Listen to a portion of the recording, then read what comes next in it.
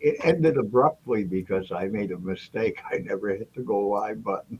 Uh-oh. So I clicked Whoops. the go live button and stopped the music, besides the fact that it was to go for another minute and a half, and that was enough of that song. I thought it was a great song. Yeah, but if it kept going through the whole thing again, I probably would have fell off my chair. Well, it starts off nice. Yeah, and then it gets a little bit too speedy, and then it goes back to slow, which I didn't like that all too much. But we'll wait a few minutes and see what happens here. Um, I got to get back on the right page. Cheers. What you got there, Linker? Oh, a little cup of coffee. Oh, okay. Yeah, that's what I should have made. I brought down an RC instead. Well, I got a water too, so. Everybody was in the kitchen, so I decided not to. I got the provisions ready. Oh, well, Colette, I figured you'd be the first one in here. You always are. Hey, Wow. She was yesterday. She was during yesterday's afternoon stream. She Uh, is something. Colette is on it. Listen, top shelf. Oh, look, Fancy Nancy. Fancy There's old Nancy. Nancy, Hi, pretty Oh lady. my God. the one and only. All right, Kyle. Kyle just messaged me. Who? Kyle. I just had. Oh, Well, I sent him an invite. Hi, Colette. Hi, Second. Colette. These guys are always there. They are dedicated. Well, you got to get your testosterone, don't you? that's strong. Not testosterone, serotonin. I get them mixed up. To me, they're one and the same. Oh, we will. There'll be none of that tonight, anyhow, Kid. Okay. Not with a presentable guest. Oh, who we having? I'll highlight him, but I won't say nothing. There he is. Hey. There's the Hey, man in like the charge. Fonz. Isn't that what the Fonz used to do? Just like Yeah. that. Yeah, he did. Yeah. Yeah. Is there a way to turn your audio up a little bit? Oh yeah. How much you want? How much? Listen, we got audio for days. You just Oh tell me. man. You just tell me how much you want. Right there. Now we can hear you. There you go. Hello, Para Brother. Maybe that's what I should do, Bert. Maybe I should use the mixer on all of this stuff. Well, I'm technically using two, which is kind of hard to see, but I use two because to feed out to the world, I have one separate mixer and then I've got one for me just for audio recording. Yeah, I see that now. I actually, it looked like an expanded, well, not expanded, but a longer mixer. But It's sound illusion. yeah, I don't want to do that now, not until I see what the near future brings. Absolute. So who's this guest? Hopefully he's good. Hopefully he doesn't suck. I hope so. He's a strange character. Did you notice? I don't know if you noticed on Facebook the I did. It scared the life out of me. I'm like, Yeah, good night. This guy looks scary. those eyes got to me. I got kind of freaked out. I thought, who is this guy? Looks like Actually, he's about to. Where it was in the video is when you zoomed in on yourself when you said talking about Wildwood and that thing. I just wait a minute. What are you looking at me like that for? Listen, I was introducing it. It's got to be spooky. Not everything can just be happy-go-lucky. You know, the end of the podcast was relatively nice and warming and heartfelt, and I had to start the beginning scary. Yeah. Hey, It's Kelly. like the rule. Hi, Kelly. I used to do hi, Kyle. Spikes, Spunk, Spark. I used what does this keep changing on me over here on this other monitor? I used to do those things. I used to be in acting in school, and I like playing the part, but I just can't seem to do that anymore. Because I know there's Bert over here in his home life, and then there's Bert on the street, and you really know how to emphasize that Bert. I'm a chameleon of sorts. If you watch Retraced, it's different. You watch Deceptive Reality, it's different. Mhm. And then, there's me. Preferably through life, I laugh and I joke around the vast majority of the time, but no one wants that when it's ghost hunting. Yeah, yeah. So you got to kind of change it up a little bit. I think that might be a good start there is for you to talk about your other channel so people really, right now we all seem to go to your retraced echoes all the time, but your other channel is just as interesting and has a different loop on everything. Yeah, luckily I got a co-host over there that kind of helps things along. He keeps it interesting. He's my Canadian brother. I'm going to zoom in on myself just a little bit. Sorry. Yeah, he's a great guy. Oh, he's phenomenal. I love Nick. But Deceptive Reality is similar. We came up with that concept. Goodness, it was probably like 6 years ago, 5-6 years ago. Oh wow.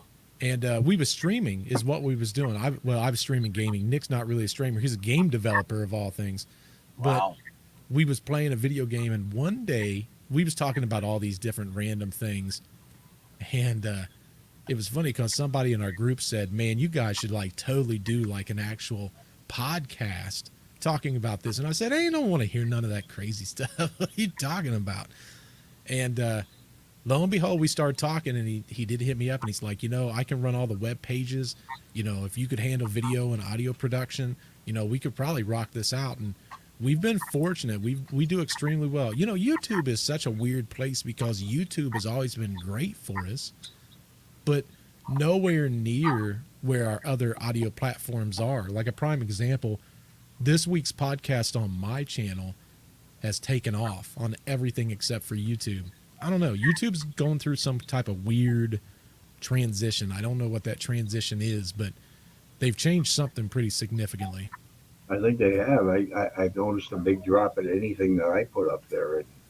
It started to build, and I think they have made Facebook made changes today too, because I set your event up for 6 p.m. Eastern time, and it said 8 p.m. after I created the event. So I actually, and it was UTC -6, which has always been that way. So I went back in and changed the time from 4 p.m. to 6 p.m. So it would be from 6 p.m. to 8 p.m. after it was created. I don't know what the heck happened there. I never did that before.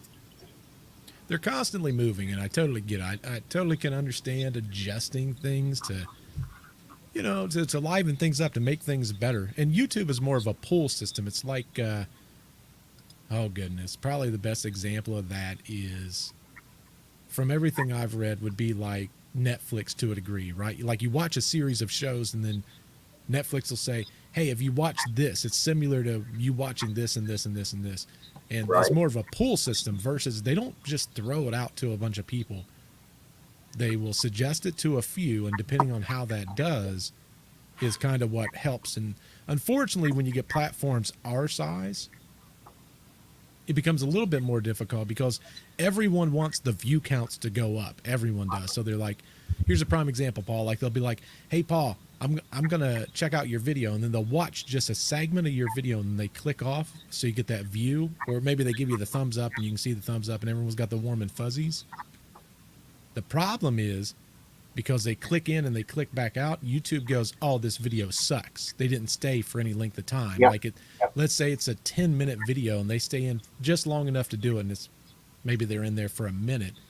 They go, it's a 10-minute video that someone stayed 1 minute for. This is a junk video, and then it takes you down in their algorithm. So that's why I tell people, don't worry about putting anything on mine. Don't worry about putting comments or thumbs up. Just watch it. If it sucks, don't watch it. I'm totally down with that. I'm not telling anyone to watch any of my content, but don't go in to try to help me out by giving me extra views or anything like that, because that hurts me. It doesn't help me. Ha. Yeah, It's really strange because one thing I've noticed also is I watch the channel every day, twice a day. I don't need to mention the channel, but I watched him twice a day, and every day he would be in my recommended, or he would be right in my stream immediately when I go on YouTube. I stopped watching him for about 2 months, and his videos never pop up. He's got 110,000 followers or subscribers. He puts out 2 videos minimum a day. They never come up anymore. Because YouTube does the pull system. It's not the same.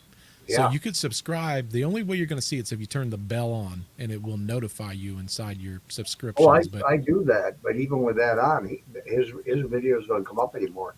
But as soon as Right. I go to him again, if I search for his channel or go into my subscriptions and go to his channel, the next day he'll be there. But if I don't watch it the day after that, Bert, he's gone again. yeah, that doesn't surprise I me. don't like their system. I don't like it at all.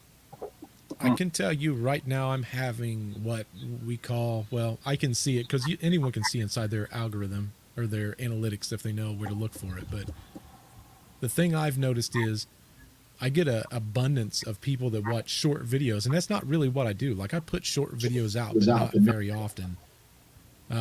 And I pick up a ton of those subscribers, but then I lose a ton of them because they're like, well, Yeah, he's not putting out shorts every day. And it's like, well, that's not really what I do. So, yeah, because there are people that hone in on the shorts every day. That's all they watch because they're quick, they're funny, they're quirky, or they're interesting. But people, I mean, one thing that I've noticed also is when I go into my each one of my videos, I watch the retention and I see how many minutes people are watching on average, and I'm thinking, why do I even bother to get on YouTube anymore? It's very disheartening, and I only really have one thing that I talk about. One thing. I suppose if I expanded, it would be different. But the Dandy House is what this channel is about now, and it was a gaming channel, and prior to that, it was a coin collecting channel. sure. So Well, and you're going to have a purge of some, right? Like there's going to be people that just doesn't click with whatever that content is. But sure, in the same regard, though, I wouldn't let anything like that dishearten you as far as the watch time because it's if I told everyone the average watch time on any channel, I think they would be shocked because the Yeah. assumption is when you put up a 50-minute video and people watch 50 minutes, that's not the case. I actually was laughing. Let me see. Where did I put this at? I was talking to a friend of mine. There's actually a scandal that's going on in the ghost realm. I'm not going to get into that, but he put his analytics up one day on his videos because he was making a similar complaint of, well, I'm not going to create this kind of content anymore because, when I create this content, it's always hurts me. And he had a valid point. And I understand it, but now we're talking about a channel with over 1 million subscribers. It's a big channel. And their average watch time, their average video, I think is like 35, 40 minutes. And his average watch time was a little over 5 minutes. yeah. So, Wow. I don't understand that because when I go to a video and I won't exaggerate, I might even be a little conservative in saying that 8 out of 10 I watch from beginning to end. I don't just watch it until I say, well, this is getting a little bit slow. I watch it because I can't, I don't want to be left out of what was transpiring through the video to come to an ending. And I think it's only fair to the content creator, watch their stuff. That's what they put it out for you to enjoy. So I watch the entire video. I have to. In most cases, I have to. yeah, I think that's the difference, though. Like when we came up, we had a television show that was on once, a week. Uh-huh. And that's what we watched. We watched reruns when it wouldn't come on, and you watched from begin to end. And there was no way if you wasn't home on time, you missed part of the show. So Yeah. nowadays, you got kids. They grew up in a completely different era, and by kids, I'm talking even 20 and 25-year-olds.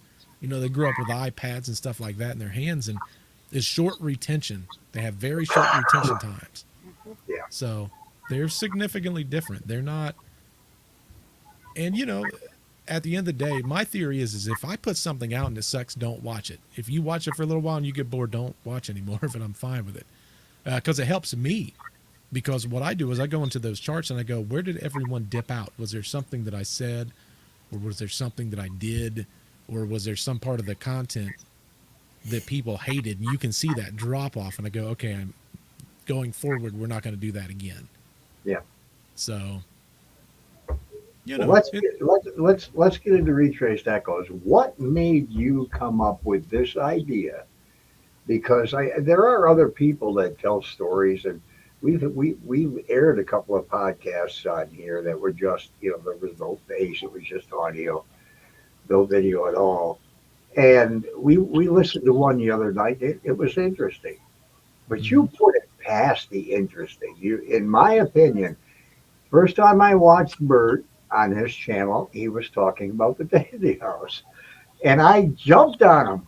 You got this wrong, you got that wrong, but I hadn't seen Bert before this, so I didn't know who he was, and he did exactly what everybody else did. He went by what was available about the story about the Dandy family, all the way back to a haunting, and so I kind of said a couple of negative things, and he clarified my thoughts.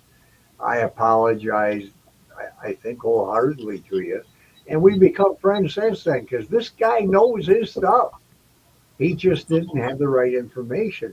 And this is a 51-year-old story that you were doing. 51 years old, and they still don't have it right. So tell me about how you got into Retraced Echoes and chose the paranormal to follow, because it is a great subject to get interested in. well, we started out technically with Deceptive Reality first. We started with that 1 month before Retraced came out. So what I decided to do was, for anyone that doesn't know, as a child, I had a few experiences here and there, and I had a few in my earlier years, earlier being, 17 to probably 21, 22, and even some things that led into my 30s, late 30s even. So I was always curious about this kind of stuff. And when we started the path with Deceptive Reality, I'm like, I could do this, but I could do this on my own. Like I could handle this 100% on me. And what I liked was I'm a history guy. Like if you gave me 3 channels and they're like, these are the only 3 channels you can watch for the rest of your life, it'd be the History Channel. Okay. A&E, because they do have some of the cool ghost stuff. And then the third one, I call it the interesting real life television shows, like the let's use for example like the Duck Dynasties or the oh goodness, The Greatest Catch, those kind of shows. So I'm like, that's really my bang zone. So my channel technically started out talking about locations, the different entities within the locations, and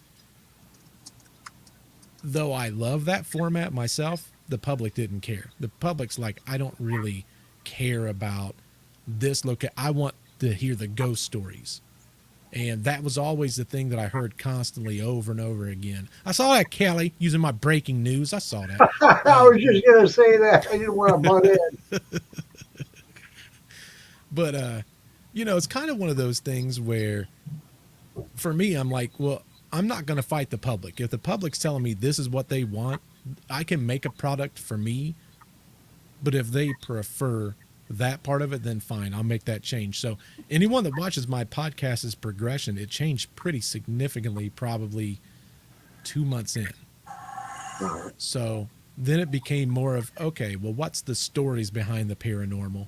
And then I even started implementing in, if you have your own story, bring it to me. Let me rewrite it. Let me recreate it. Let me remove all the little small nuances within it and try to tell it in a way that is truthful, but yet still interesting. And I think that's where people get scared, is they go, man, I've got these experiences, but I don't want to tell them because I'm not a great storyteller. I'm not this or I'm not that.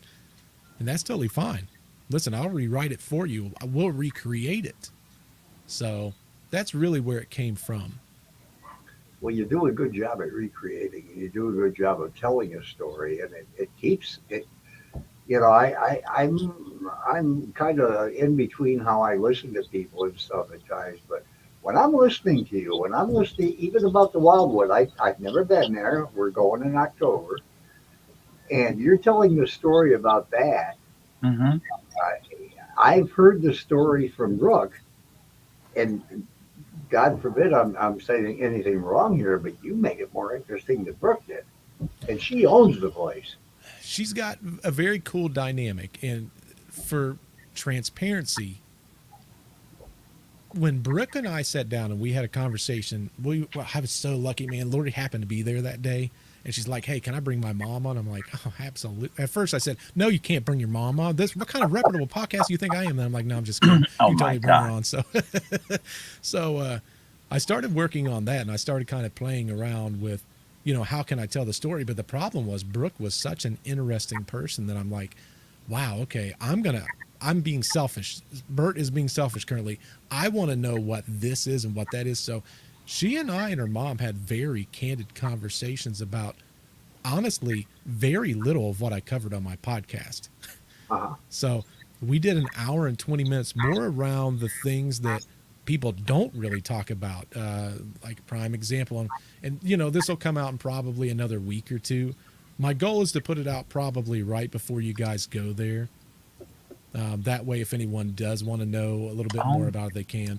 But we went more around the thoughts of this is the ghost hunting equipment and what is our thoughts on this, or what's our thoughts on that, or haunted locations, what is that.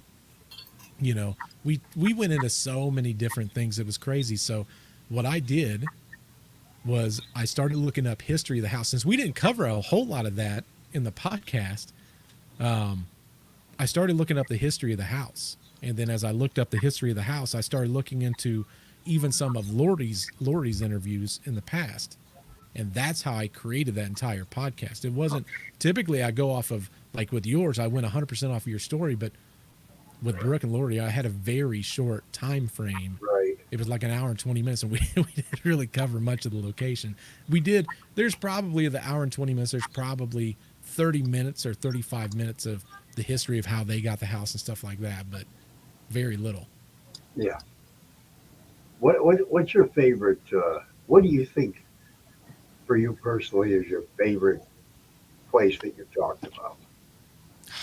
Man. In all the years, yeah. Yeah, you've done so many. My God. Here's the thing. I think every single location has its own charm. It's got its own story that I find fascinating. Like when I look at my stories and I'm like, would I listen to this again? The Dandy House is a big one. And I think it was important to me because it's one that I, in my opinion, completely screwed up, and I had an opportunity to fix it. So I think that will always have a soft spot for me. But like there's another location that I find, and I love this story. It's based out of Canada. I think it's the Banff Hotel. I think that's the name of it. I'm probably screwing this up. It's like one of my first podcasts. Again, it's more around that history stuff, which I don't think most people enjoy, except for me. But there's a bellhop that lived and died in that hotel. And after he died, the story that came back was that people would run into this bellhop when they would get lost in this huge hotel. Oh my God. And this bellhop would help them find the room or whatever. And when they would go down to go somewhere else, they would oftentimes, the people would be like, man, you have such a sweet little bellhop. And they're like, what's he look like? And they're like, well, it's weird because he's wearing this older outfit and blah, blah, blah. And they always show a picture of him because he was there for like 30 years. And when they show the picture, they go, yeah, that's him. And he had already been dead for like 10, 15 years. So like one of my favorite stories of the history side of it. Wow. I think that's called like Banff. You're going to make me look it up now because I'm super curious. But that's probably one of my favorite, more interesting stories. But there's also like one of my most popular is the Mann family. That was actually an Unsolved Mysteries episode from, the late 80s, early 90s. But they also had an amazing story. It went into Ouija boards and stuff like that, and that just took off. But super fascinating story. Banff Hotel, Banff Springs Hotel in Canada. I'm gonna check that out. I But see like Tina that, has joined. Co-host Tina has joined us here. ho ho! Hello. Finally, we got our special guest. Someone is good. Yes. I didn't know if I'd be on or not. Sorry, guys. You've met Bert, haven't you?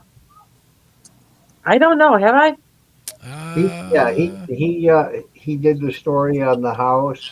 I told you about it. How I've been going through and talking to different people that were doing stories on the house, and I yelled at him, and he explained to me what he went by. Uh, by watching the haunting episode, and then I apologized because I felt like such a fool because I realized this guy is a professional. I wasn't too rough on him, not like I have been with some of them.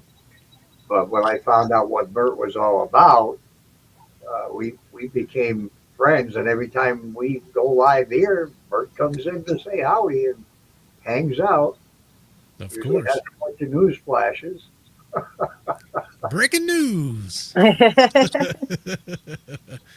Uh, Yeah. yeah, I think everybody who has watched one of the shows don't have it right because they don't tell it right.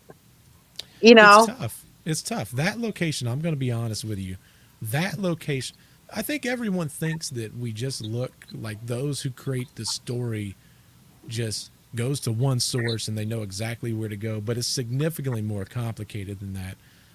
Even the way that I used to do it, I changed after the Dandy House how I did everything going forward because I'm like, I don't want to have a situation like that again because we're all doing the same thing. It's just a question of how we're doing it, right? So for me, now I will never do a location unless I have an interview or I found interviews or I've had an opportunity to read the book. Yeah. But even there's questions with that because some people will be like, okay, you read the book, but that person isn't reputable for the But whatever see, it is. the thing that bothers me sometimes is most people, and I just said this the other day up there, most people want to add more to the story than what there really is. Sure. And I just want the real story to be told. You Sure. know, what did they experience up there? Could be different from what somebody else experienced, of course. I mean, Yeah. I don't know. I'm comfortable there. I'm so comfortable that it's unbelievable. Right. Paul, on Makes the other perfect hand, sense. he has problems there sometimes. But for me, Yeah. I can get communications with them, and not necessarily vocally, but I can ask for them to do certain things, and it happens. Mm-hmm. Not all the time, though. So when people say, "Oh, all the time," no, not all the time. I But think if you've not, I don't know if you have gone to Bert's channel, Tina, but you really need to. He gets it right. He really does a great job at presenting a story about any location, and he doesn't get it wrong. I mean, he really is. I'm trying to make my brain work in three different directions. He's trying to sweep me up. That's what he's trying to do. No, YouTube is not playing ball with me here. I think the hard part is, and this is what, if you have a podcast, I think it's easy to assume that there's a lot of stuff that is easy to find. But let's use, for example, if everyone out there who doesn't know about a location, go on Google, type in the location and see what you get, and then try to decipher what's real and what's not. Yeah. And that's the thing. Like in my case, I'm creating on Retraced Echoes 52 episodes a year. So once a week, there's an episode that comes out. On Deceptive Reality, we have 54. We have one a week, and then we do one for Halloween and one for Christmas. So when you consider the fact that all the way around, I'm producing over 100 episodes a year. We're closing in on 110, and that doesn't even include, like, if I do a full interview, then I produce that full interview also. So on my channel, even though it might be 52 episodes, I do have extras that go into that too. A lot of channels, they'll go through and they'll do, maybe one every other week, so you get 26 a year. But then I'm a one-man wrecking crew over here, so I'm creating the edits, I'm creating all the visuals, I'm mastering all the sound, then I'm researching all the locations, I'm writing the entire scripts. So, it's all about how to make it as easy as possible. So if you're a podcast, and even if you're doing one every other week, that's 26. So you have 2 weeks per episode to do a full, like, you could watch another podcast on it and try to get ideas and concepts, but then did they get it right? Like when I did the Dandy House, there was like 3 different things that I watched, and then I created the story and the narrative. I had no clue who Paul Kenyon was. I didn't even know that Clara wrote a book. I had no clue, because you guys was so far down the list of the other people that's popular that presented stuff. But the thing is, and I guess I didn't realize this in the beginning, is I'd watch one and I'd see a similar story in 2. So I'm like, they've clearly done the research. This has to be correct. Oh, yeah. So that's what ends up happening, versus when I talk to you, and I'm much like you, I'd rather know the real story. Tell me the true story of what happened at this or that location, because to me, that's what makes it interesting. Anyone can tell a farce. Yeah. But the real story is what's important. Like, one of the things that bothers me a lot up there is they talk about how a whole village was killed up there of Indians, Mm-hmm.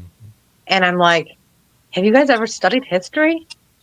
Yeah. You could have had people, killed up there. Of course, they could have been battling, but a whole village? No, they would never put a village of Indians up high on a hill when they need a water source for transportation and for their animals and for the crops. Yeah. That would make no sense. That's why Cuba is an Indian ground. That's why Salamanca is an Indian ground, because it was next to a river. Right. So that kind of throws me all the time. And I'm like, that's one thing I studied a lot of, is history. What'd you do, Lloyd? Did you just use AI? Did you actually use AI? No, I found this picture that Bert was talking about. I want to share that. Is this? Yeah, I was hoping you would. He's back on the Banff Hotel, the bellman. Yes. Is that him? Yeah. That is a recreation of the guy. Okay. Okay. I did I like a recreation of him, but that is what he would look like in that hotel. That's kind of cool. It's a super like cool. that. Yeah, I saw it online and I wanted to share it with you. I didn't know if it was real or not. Yeah, it's a fascinating story. They say that bellhop still walks through that hotel to this day. And it started out the Banff Hotel, BANFF Hotel. But what's fascinating is it started out as a luxury resort, and then it kind of changed as time went on. But super fascinating story. But the cool thing is, talking about podcasts, with Deceptive Reality, we also cover cases too. Sometimes paranormal ghosts also. Like, we covered typically the big ones there. Like, we covered the, let's use, for example, Roland Doe, which was obviously what sparked the interest in the Exorcists. We covered the infield poltergeist. So it's cool because I kind of get to see both sides with the podcast too. And on top of all of that, when we talk about like UFOs or cryptids or whatever, it's always interesting because there's always a parallel. And I go, we talk about this here. We're seeing it again here. I'm a pattern guy. So when I see patterns, I go, there's something to that. Yeah. How long does it take? Does it take you a full week to do the editing on a podcast? Pretty much. Per episode right now, if it's an easy episode, and we're talking per episode, it's about 20 hours. Okay. Wow. So right now, I know it takes time. yeah, with both podcasts, it takes me between 40 and 45 hours a week. And that's with mastering the audio, doing the video editing, And I'm using AI. If I didn't have AI, it wouldn't get done. There's no way. Like AI does most of the editing at this point. So I'll put down an entire video between Nick and I, and he'll sit there and he'll split up all the different camera scenes automatically. So if I didn't do that, that's 4 to 5 hours by itself. Mm-hmm. What, if you don't mind me asking, what AI did you use for the Wildwood? There was one scene that, well, as a matter of fact, the scene of the doctor, Dr. Perry, Yep. standing. It was an old picture. It was an old video, I should say. Was that AI? It was. Wow, So holy cow. yeah, all the videos that came in that episode was all AI enhanced, and it was using brand new software. At this point, I spend so much money on AI stuff to produce these podcasts, but that's something new that I'm playing around with. And believe it or not, that is a picture of the doctor that was recreated using AI and then turned into a video. Well, the video also of the people mingling out in front of the Wildwood in the 1920s or 30s, that was insane. Yeah. You got these people walking around, and I'm thinking, but that's the building. That's the house. That's the real deal. So here's what's fascinating. That photo that you're referring to, that's a real life photo. I had AI just move the people, but that's an actual photo of that residence. Yeah, I knew that, and I knew you had to somehow get the AI to get the people to be moving around. Like, because at first, when I first looked, I was on my phone. Yeah. I looked. I said, "Wait, these people are moving. How the hell did he do that?" And then I realized you were doing it with AI.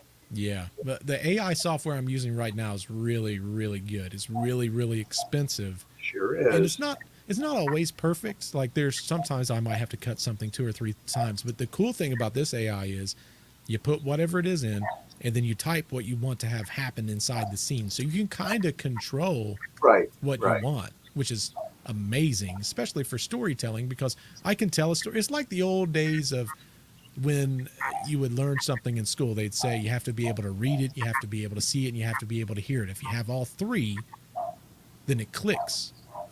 So I try to do the same thing with my podcast. As much as I can sit back and try to have a conversation with the people that's out there, I want to keep them interested with a video too, because, you know, how many times are things lost in context? Yeah. Mhm. So I try to control how much, and that's why I try to be accurate too, right? It's like the first things I do is after I create an edit for anything is I try to reach out to the person. I go, have you seen it? And do you approve? Oh, Because okay. that's important. Yeah. I would love to see the McMahon family walking around in front of the dandy house. Is there a photo of them in front of the house? Hmm. There isn't that I know of. There's no photos of the McMahons that have ever been seen anywhere to my knowledge.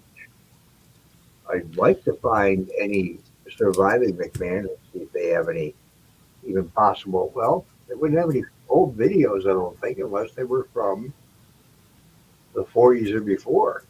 Here's the thing. If I have a photo of them, I can probably reproduce it with AI right now. Yeah. As scary as that sounds. I'll look into it and see if I can find some old photos. Dan did have a couple of close-ups of a couple of people out in the backyard that one of the McMahon sisters' husbands had given him or shown him. But that's all that I know of. I would love to see people walking around in front of the dandy house. Well, this new video software that I'm using, it's called Kling AI. It's a Chinese-based company. Yeah.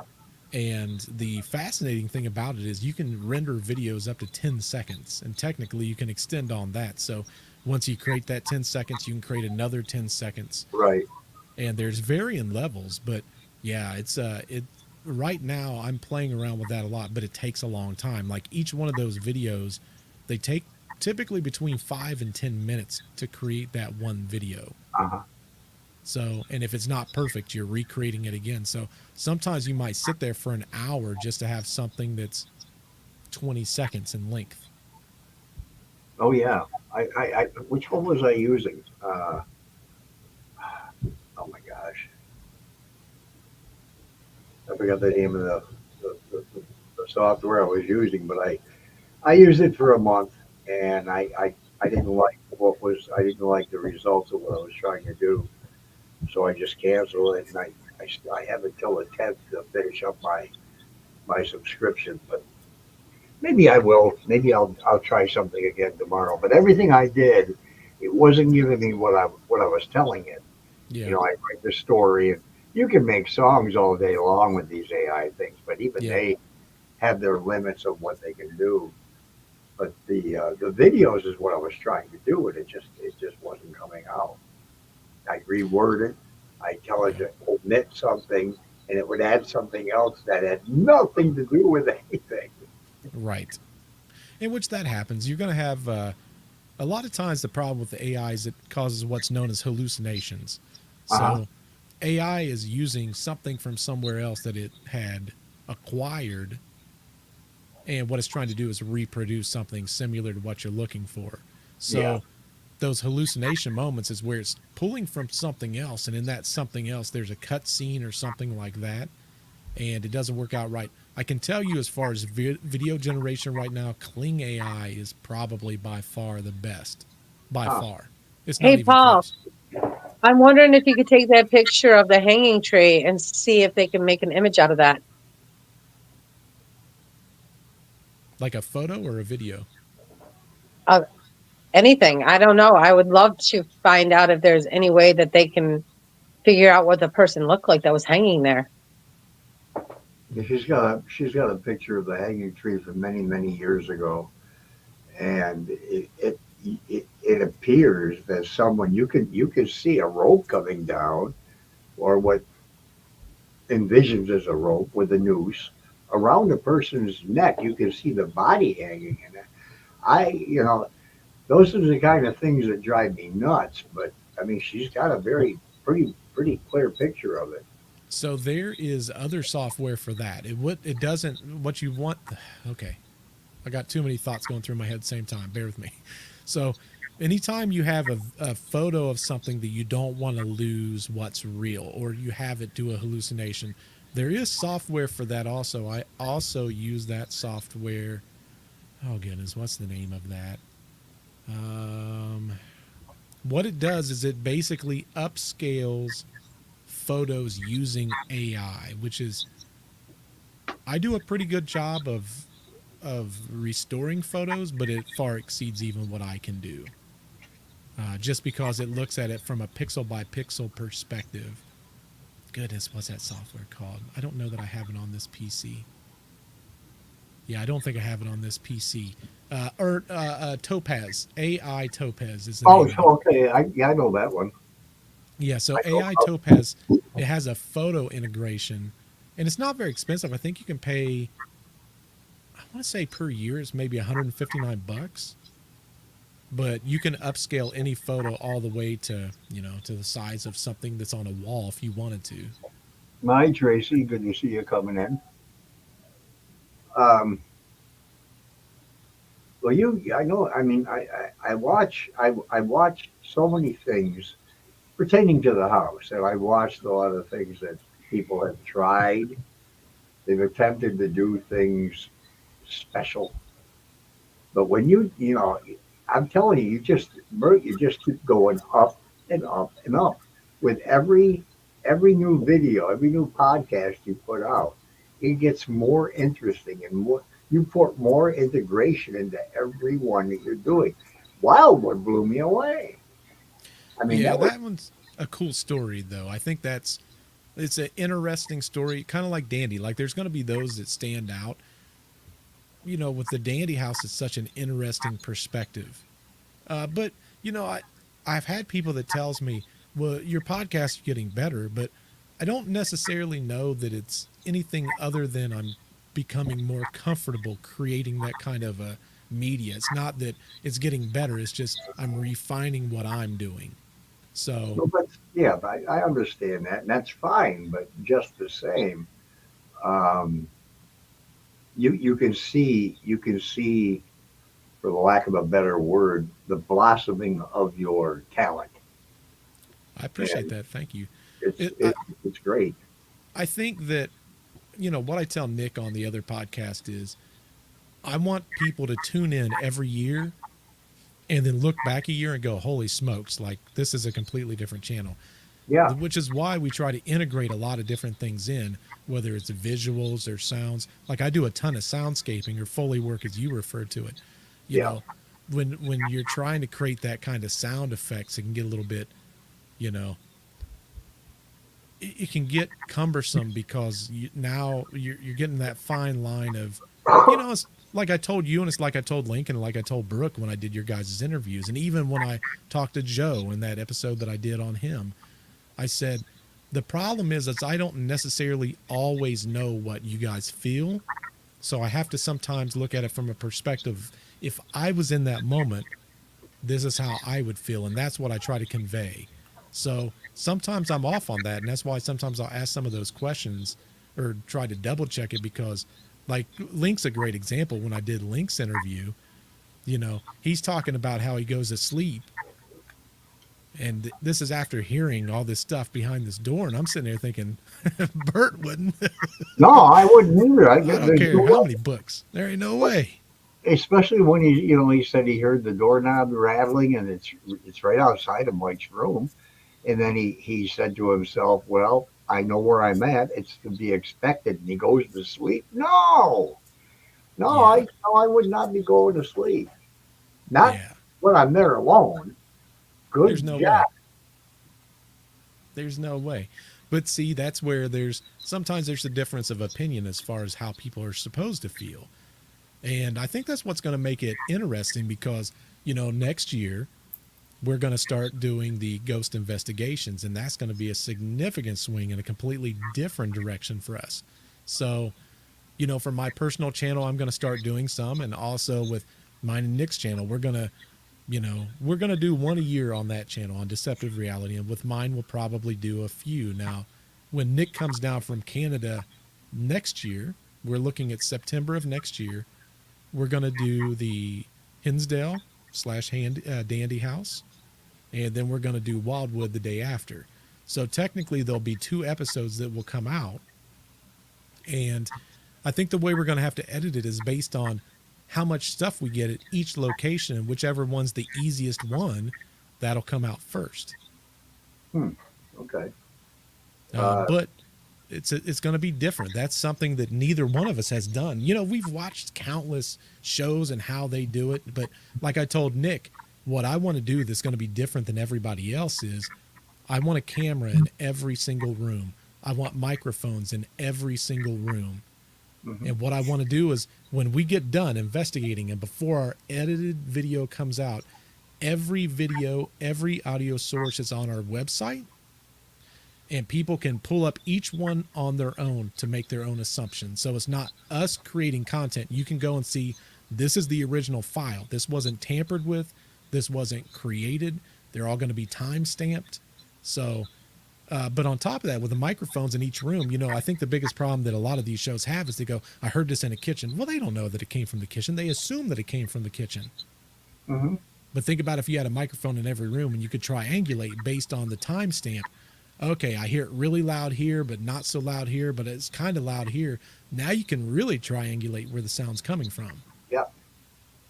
That's the way it should be done. And I like the raw idea of letting them sample the original video instead of just going to what you already put together as a content.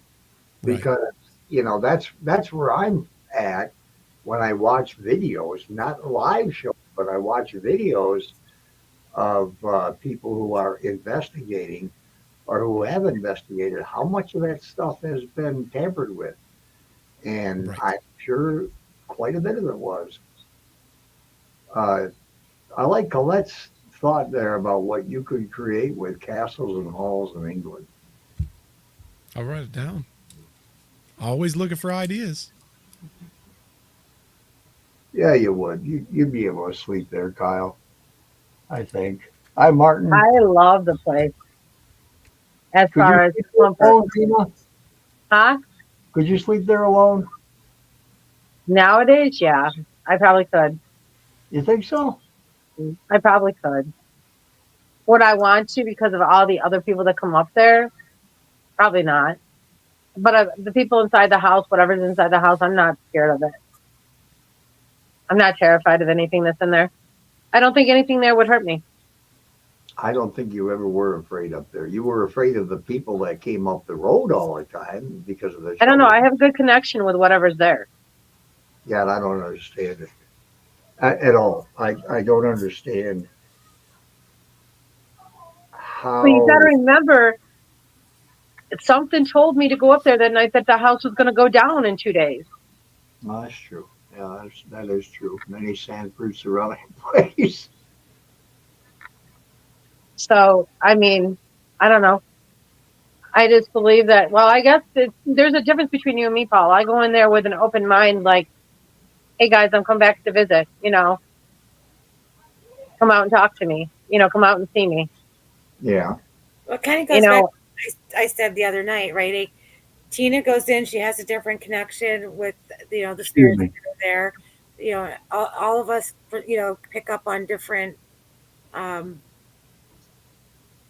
entities, spirits, or whatever. It's all, about what you connect with and perception.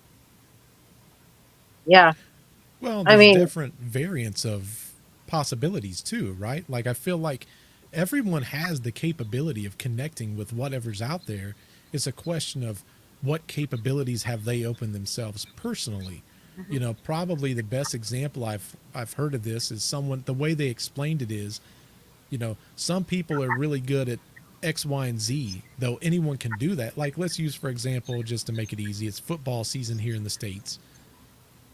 Anyone can play football, but it's how much time you have on the field that determines how good you are. And on top of that, aptitude and capabilities. mhm. But anyone can play football, right? Tina may have something significantly different than what Paul has.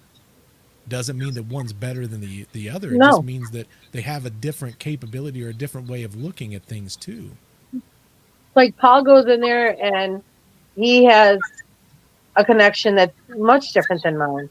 I go in there with a connection that I believe that anything that is left behind is trying to tell you something. They're trying to communicate with you because they can't cross over unless they get their message out. Right. And so I go in there with respect for them, and there's a difference. Like even when I'll ask for something to happen, when they answer in a certain way, I'll say, thank you. I really respect that. And yeah, I can walk into a house and it can be dead and they say, oh my God, you guys come in and it's like everything starts happening. But Right. I don't know. Paul's like the bad cop and I'm like the good cop, I guess you'd say. For And sure. so we bring out different things in that house. And I think or that or different nothing in my case. well, and I think different variants of how people go into will create different like as a human being, right? As someone who's alive, depending on how someone approaches me, will determine the outcome of how they're going to be treated or how they're going to be spoke to. Yeah. You know what I'm saying? So if some of this is people or entities that have been around, they're going to look at things from a respect standpoint too. So, that could be a change or a variation of how things are done too. A great example of this, man, I can't wait till this interview comes out, the full interview. But when we talked at the Wildwood, and Brooke and her mom was talking about some of the things that's happened there. For the 5% of the negative, I'll be honest, I went into that interview with the assumption of, okay, this is going to be super spooky and super scary, and it's going to be right before Halloween, and this is going to be great, and blah, blah, blah. And then I talked to Brooke and with Lori, and I'm like, okay, this is completely wrong. Like my mindset's completely wrong. And I had to take an entire day to write a script, unlike anything that I wrote before, because I'm like, this is more of a case of happy and something looking for love and something that maybe doesn't want that hard side. It wants something respectful to come in. And it was a completely different mindset. So again, if you go into a house that's more about healing and love and stuff like that and you yell at it and you scream at it, are you going to get the same results as if you don't? Yeah, Which is so interesting because I know that they own the house um, and all that. I had a totally different experience when I was there.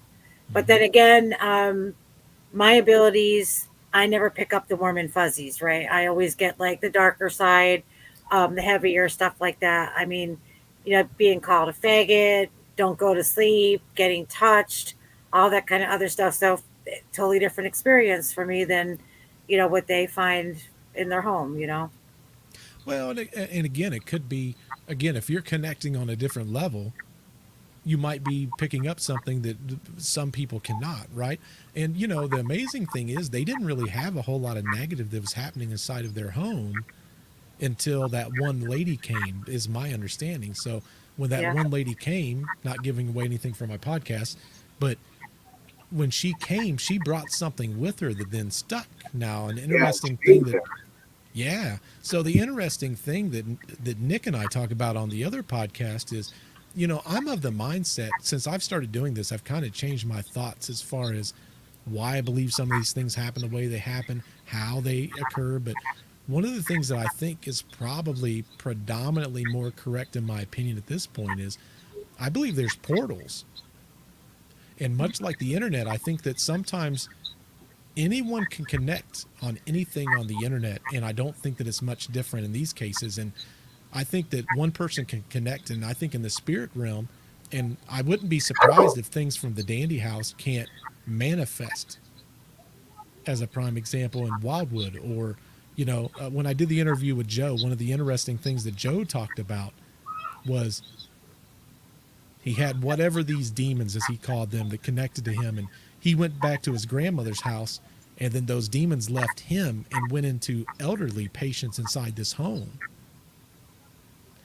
And then it becomes a question of me. He would talk about how no matter where he went, these demons seemed to be able to follow him. Well, if he's creating these connections, and I guess my question is, if Joe can do it, how many other people can do it? Who's to say that these connections aren't going from location to location to location? And the thing people have to understand is who's going to these spots? They're paranormal investigators, right? Hmm.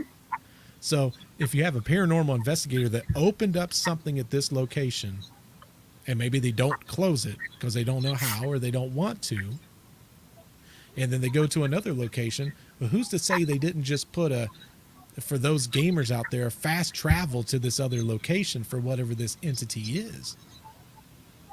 And that's the way that I truly look at this now. I don't necessarily think that you go to this house and you're only seeing these few things, right? I think that as far as residual haunting and stuff like that, possibly that's the only place you're going to see those entities, is that residual haunting. But when we talk about things above and beyond that residual, I think that if it was human based, it's probably staying on the property. If it's anything else, it's probably not. Totally agree with you 100%. And let's be honest, I don't believe that the Dandy House is mostly residual. I think it's quite the opposite. So if that's elemental, or as I hear it spoken of more often now, but like elemental hauntings, stuff like that, I mean, we're opening up a whole new world of things that is significantly more difficult than the average brain can probably understand. That's why I try to keep my channel relatively simple. I don't try to add all these different things. I try to tell a ghost story and I keep it simple. You go to Deceptive Reality, we dig into a lot more portals and parallel universes and dimensional planes, and like it's significantly more complex. But I truly do believe that there's multiple dimensions, or some people will say multiple, almost like planes of existence where these things sit. And I think from time to time, there's a rift in that fabric, and those two are able to connect. It's a very difficult thing to talk about, but I truly do believe that that's probably what's happening. And people go say, they say, well, you can't see it. Well, heck, you can't see any of the things, right? Like I don't need to see oxygen to know that it exists. Yeah. Yeah. That's where my thought is at this point. I know that I've only had one time up there that I can honestly say I was ever scared. And it was the night of the anniversary of the exorcism. Oh, Because Paul decided to lock us inside the house with a metal gate. that's a great time right there. Yeah, it was enjoyable. We had no way to get out unless you reach around and try to unlock it from the outside. And it was pretty hard. And he wanted me to go upstairs, and I looked upstairs because I would look at that crawl space to make sure that door's closed. I don't know what it is. I won't go in the basement. I will have nothing to do with the basement. I don't know why. I can't put myself in that basement. 15 years, I've never seen her go in the basement. Yeah, never But stepped see, foot in that basement. again, we talk about patterns, right? When I talk to Wildwood, the entity's in the attic. The negative. So again, the question I would ask is the portal in the basement of the dandy house, and is it potentially in the attic Maybe. of Wildwood? And some people will go, okay, well, when you go to, because I believe I've heard it here when we talk about the dandy house, everyone says, well, I don't get any experience in the basement, so there couldn't be a portal in the basement. The thing that I would ask is, do you spend most of your time in the living, standing beside your front door? Yeah. Probably not. You use the front door for what you use it for, and you move on to where you need to go to. If it's a portal, they're coming in and out of whatever that portal is. They don't need to stay by the portal. So that energy that you're feeling, and I talked to Brooke, man, it's going to be a very fascinating interview. I think you guys are going to love that interview. We went into, one of the things that we talked about is feeling energy and stuff like that. And the fascinating thing about Lori and Brooke both is they have, they're more like psychics also. So it was extremely interesting to look at their perspective on how all of that stuff works. And, I used to come into this mindset of everything going, if I don't believe in it, I'm not going to talk about it. But what I've learned in time is, well, heck, I don't know everything. So who am I to say that something does or does not exist just because I've not experienced it or I've not heard it? So I try to keep a relatively open mind at this point because I've talked to some amazing people that they have things and I don't know exactly what they are, but I'm like, there's something there. And it's almost always a pattern. I was the same with what what I used to always scoff at until you can say you don't believe in UFOs or Bigfoot or ghosts or whatever, but when you have an experience that just knocks you dead, you can't swap at other people. You can't say, "Oh, that's crazy. That's going to happen." Anything can happen. It seems in the realm of paranormal. We've not seen it all. Well, and I think that someone's always going to be a skeptic until they have a aha moment. And by that, what I mean is something where they go, okay, well, I can't explain that. So there's something there. But they're going to live in that skeptic world until they have that. And even then, they become agnostic at best. Uh-huh. They're not going to turn into a believer the vast majority of the time. Yeah.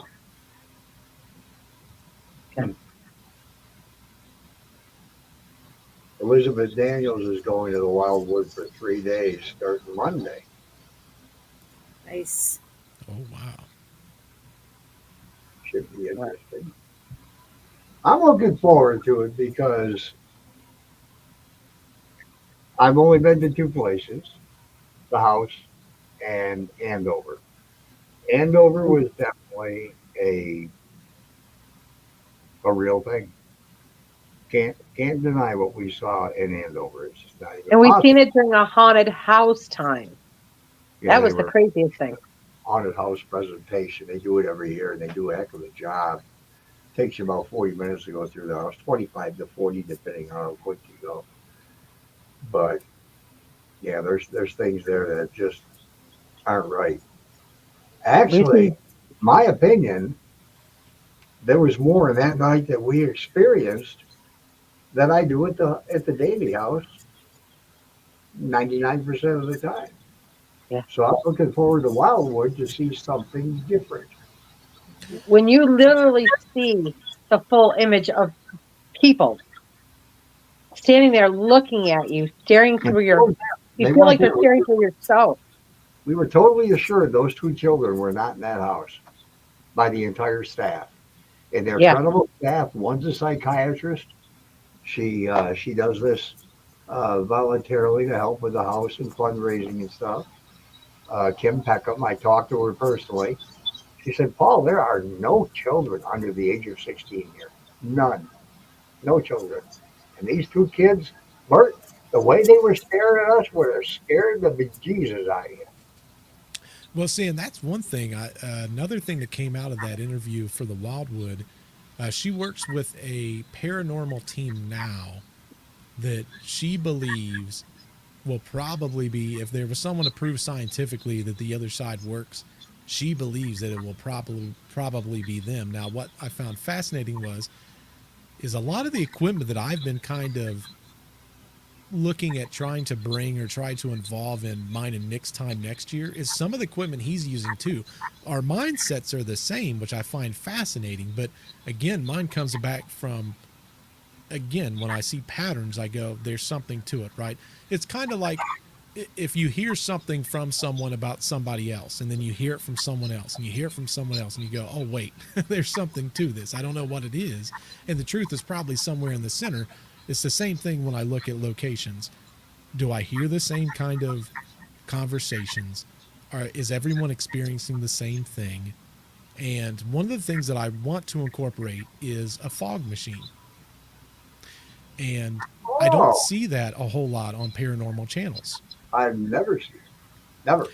Yeah, and the reason, and what's funny is Nick and we was just talking about this probably like a month and a half ago about incorporating fog machines, because my thought is if you're opening up some type of a rift between the two parallels and you're bringing two worlds into the same instance, as some would say, and some people go, well, how do you know? Well, how do you smell smells, right? Like, Paul, you've smelled a smell inside the house.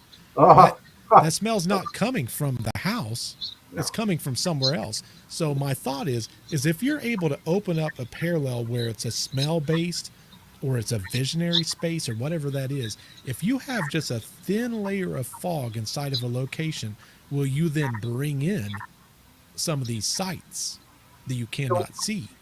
Are we going to have to wait until next September for this to be done? Because I've never seen any channel use fog, and I'm wanting to say to Lake right now, Lake fog machine.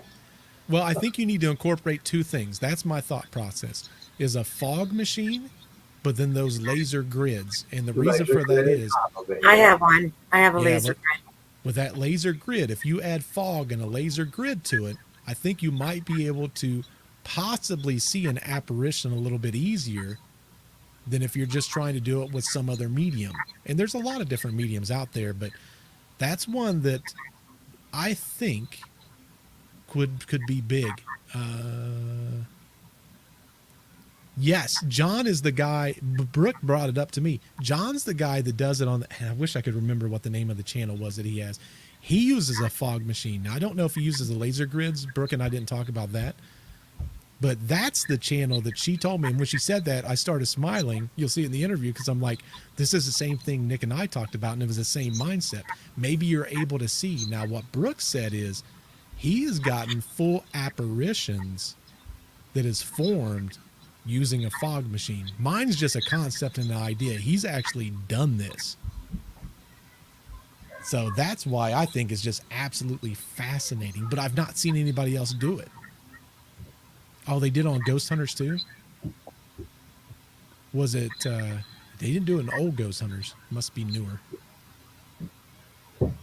Hey guys, Paraflex. I hate to do this, but I'm going to have to go. My grandson's going to need me. Well, have a good night. See ya. Tina. All right, Tina. Have a wonderful night, guys. See you later.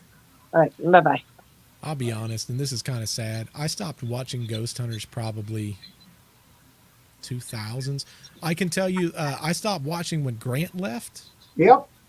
and I hadn't watched it since. I liked Grant, not that I didn't like the rest of them, but that was when I kind of stopped watching it. I know they did not do that fog machines at that point, but I'm sure they've incorporated a ton of ideas. Mine simply came from the idea of if you can smell smells that come through, who's to say that you can't potentially see rifts and fabrics? And at first I thought, well, how can I do that? And it was the lasers. But then I'm like, with lasers, it's such a slight beam. Uh-huh. Versus if you add fog, you're kind of expanding. You're diffusing that laser light is where my thought process came from. It's an idea. It's a good idea. It would Yeah. diffuse that. It would break it up to a point where I think anything that passes is going to be seen even more visibly. Right. And think about with smoke, you have that air, and if whatever this energy is creating enough energy, who's to say that it couldn't possibly cause some type of a defined line to where you can make out, okay, that looks like a human. And this John guy, I'll be honest, I've not looked up the channel yet. I've been too busy, but apparently John has done this already. I don't know that he's put that out into the world in any of his videos or anything like that, but supposedly he's done this. So What about even in my book when I blew smoke at Phil's chair and it looked like there was something there? that's what I'm saying. There I, might be something to it. I don't even think about that anymore until you bring this up now. That all came from Brooke's interview when I did Brooke's interview, and she brought it up because Nick and I was talking about that on the side. I'm like, this seems like a very interesting thing to possibly do. And Nick agreed. He's like, yeah, I think we could probably do something like this. And then Brooke brought up, and I just start smiling. I'm like, man, that's crazy. No, I don't think so. Like, I don't think Satan would make enough smoke. Besides, we can't burn anything inside the house.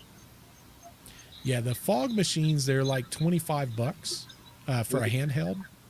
Yeah, I saw one that's I'm looking at them right now, $40, and you can actually this one you can change the colors on it too, so it's not just Oh, white or whatever else like that.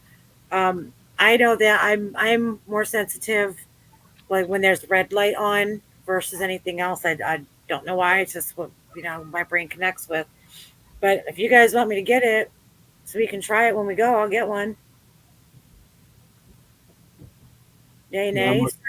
I'm taking a look at them too here. Wow, there's so many. Holy cow. Yeah. And then we could get a band up there and have all kinds of fun. Mike's talking about a strobe light also, possibly adding like a strobe light to the fog. The problem I'd have with a strobe light is I don't know if you've ever been to like a haunted house. I get disoriented. I do too. Yeah, I do too. It makes Yeah. my eyes. There'd I be a suffer new from ghost. vertigo, so Yeah, there'd be a new ghost if it was me because I'd probably pass out and then bonk my head on something. Laura has a photo of John's brother that died. That's crazy. That's so interesting. Yeah, we were talking about incorporating the fog and the laser grid, Kyle. yeah, let me know. I'll grab one. Why doesn't that shock me that Link has an entire disco I accessories don't know. ready to go? I was even going to say something like that. Wouldn't you possibly have a disco light or something? A real disco ball? And surprised you don't already have a fog light or a fog machine. Nick and I started talking about that like a month ago. It was probably like a month or maybe even a little bit further than that. But the whole thing happened when we was talking. There was it's not out yet, but we have an episode that's coming out. And one of the things that we talked about is interdimensional planes. And I'm like, man, like, wouldn't it be so cool if we could see that? But the scientist that was doing whatever, I'm not going to say what it was, but there's a case that we covered. The scientist was using a certain instrument. And one of the things that came up similar to what you're talking about, Paul, when you blew that smoke into the chair, they kind of saw it, but by mistake. And I'm like, man, we could replicate that with a fog machine, basically. Mm-hmm. But then it was so crazy because I had that interview with Brooke, and that was the first thing I don't know, it's probably halfway through the interview, but I'm like, that's so crazy. Like, clearly people thought of this too, but man. I want to show you this. This thing really blows out the fog. Oh my God. Oh, wow. Holy shit. The only thing I would possibly question on that is would it be too much smoke? On that one, yeah. There's a God. fog. There's Yeah, a you fog have to- machine that Nick sent To me. shut it off, if it makes a lot, you have to shut it off. So Well, Link, you said you have one already? yeah, I have all of that stuff. I would rather not use it now that I've heard somebody has plans. I'd rather have them use it. Yeah, that's what I was referring to. Do we have to wait till September to be able to do this? And Oh God, Right. no! It's not like I came up with this genius idea. I just thought of it a while back. it's like I say, it's probably about a month ago, and because again, I'm constantly thinking like, how can I change up what I'm doing when I do my investigation? But Well, like a prime example, like when I was talking to Brooke, well, heck, this John guy's already thought of this. He's already done it, and according to what I'm seeing in the chat, even Ghost Hunters done it. So it's not like I came up with this genius concept and idea. It was just something I came up with. So goodness, no, you guys absolutely should, 100%. well, my thought process was is if we do catch something with that, and then for those guys when they go up there, the possibility of them catching something in the same spot, maybe to find where if something's coming in from a different dimension. That was just my thought process, but it's up to you guys. Whatever you feel is respectful. Platform shoes too, huh, Mike? But no, I think everyone should be doing this, or at least trying it, right? Like, there's no proof that it even works. I mean, clearly in the case of John, they've had some success, obviously, but who knows? They may have fine-tuned this. Like, mine's just in the very small thought process. Like, there's certain things that I won't look at. Like, if I know that somebody is doing something, I'm like, man, how can I improve that? Then I try to improve on that concept or idea. But like podcasts, like if I listen to a podcast that's on someone, sometimes I won't listen to certain things because I'm like, it's going to skew my point of view on whatever this is. But when it comes to like finding this kind of stuff, I mean, heck, I could possibly get this stuff and it could be 10 years before I get something out of it versus you guys could get something the first time. Goodness, I wouldn't want you guys to feel like you got to hold back on something because I came up with something that 50 people's probably came up before me. You know what I'm saying? Here's this fog machine that Nick sent me. It's a little small little handheld.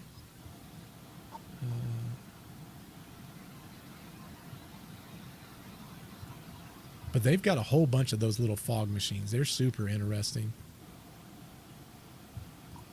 I don't know what that quite means, but I'll leave it for Bert to. Bert, Translate. it's pretty simple. I may agree to be Bert's test monkey, and he can improve on what we do. Hey, it's all about being a test monkey. Trust and believe. But here's the thing. If you guys do it first, it might be something to where I see something that you guys do, and I go, oh, wait a second. I think that would work. But if we do it like this... Right. You know what I'm saying? But again, this is the problem. And I'm going to sound facetious, and I don't mean to. I think too many channels are scared to put things out because they're scared someone else is going to steal it, or that some channels may feel like, well, I don't want to do that because of X, Y, and Z. In this field specifically, I think everyone should try everything and learn off of each other versus just trying to hold on to everything, right? You hear of it a lot, especially when you deal with military stuff. Mm-hmm. In the military, when they're creating one big project, they give one piece to every single person and they put it together gradually. That's what we do in paranormal too, unfortunately. But the sad part is we're probably holding each other back by doing that. Right. Like if you guys got something and I never got anything, but it was something that I came up with, regardless of what it may be, I'm just glad you guys got it. You know, it validates what we do. It doesn't hurt for everyone to try the same things. That's how I look at it.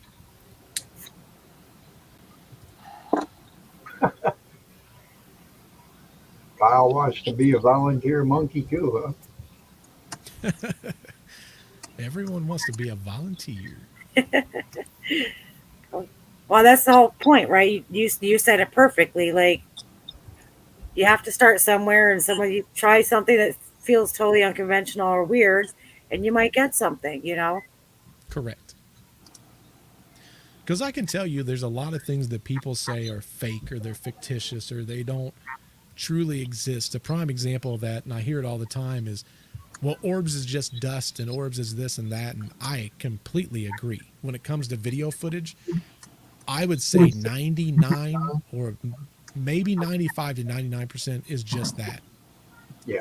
It's literally just dust or but I've with my own personal eyes seen an orb. Exactly. Yeah, with your eye. Yep. So the fact that I've seen that, I can't say that it doesn't exist. I just sent you that little fogger on your Facebook, Paul. Alrighty. It's like a little handheld. That's the one that Nick and I was looking at. It's something portable and super easy to carry around. Yeah, really, that would be probably ideal, and it probably wouldn't put out way too much. Right. It's probably going to be the perfect amount. Nick actually found that. I didn't even find that. He found that. But it's also Type C rechargeable, so it's going to be a fast charge. Yep. Got a high rate battery. Yes. Hey, And Brooke. if you think about it, it's not there is Brooke herself. If you look at in general, when you're trying to do an investigation, it all comes down to you're trying to get it quick. If something happens, you want to be able to fix it quick. Because a lot of times you only got one shot with these things. Mm-hmm. Yeah, that's Yep. true. That's the one. And I think that would probably be ideal. Brooke, I've been talking about you a lot this episode. Yeah. She must have had her ears were ringing. That's what it was.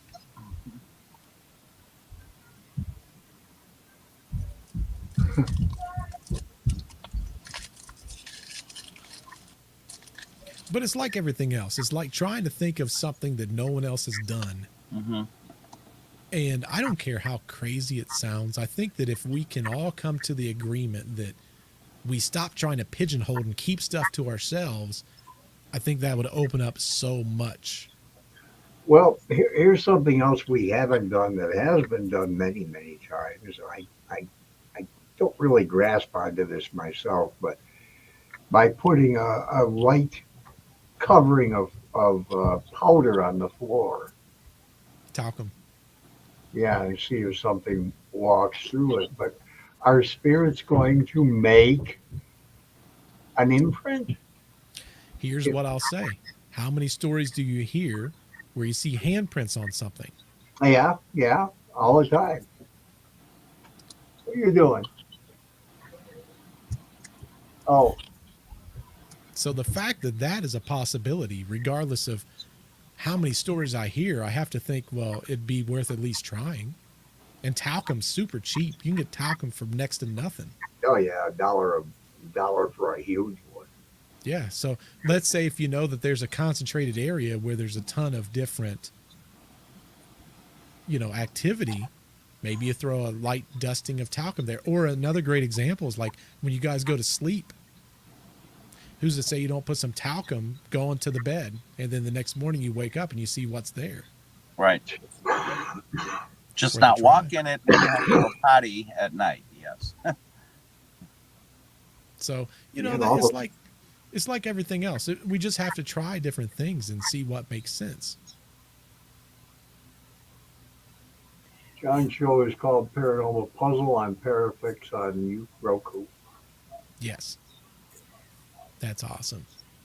Yeah, we could put some down in there too. Like if we go away from the house to go get something to eat, or when we're sitting down at the tree while nobody's in there, so we know that there's no tampering. And then Link's going to have those cameras everywhere. So Don't worry about the vacuum, Mike. I'll mop it up because with all the stickiness on the floor for so many people walking through, it probably won't vacuum up anyhow. Brooke, we was just talking about him because I told him, I said, I was looking to incorporate that fog machine, and you and I talked about that in the interview. That hasn't came out just yet, but when it comes out, you'll see I get this weird look on my face, and I'm excited because I'm like, man, this is a concept and idea that Nick and I had. Here's someone that's actually implementing some version of this. Now, Brooke, for that fog machine, I don't know if I don't remember you saying it. Did he incorporate lasers and stuff into that also?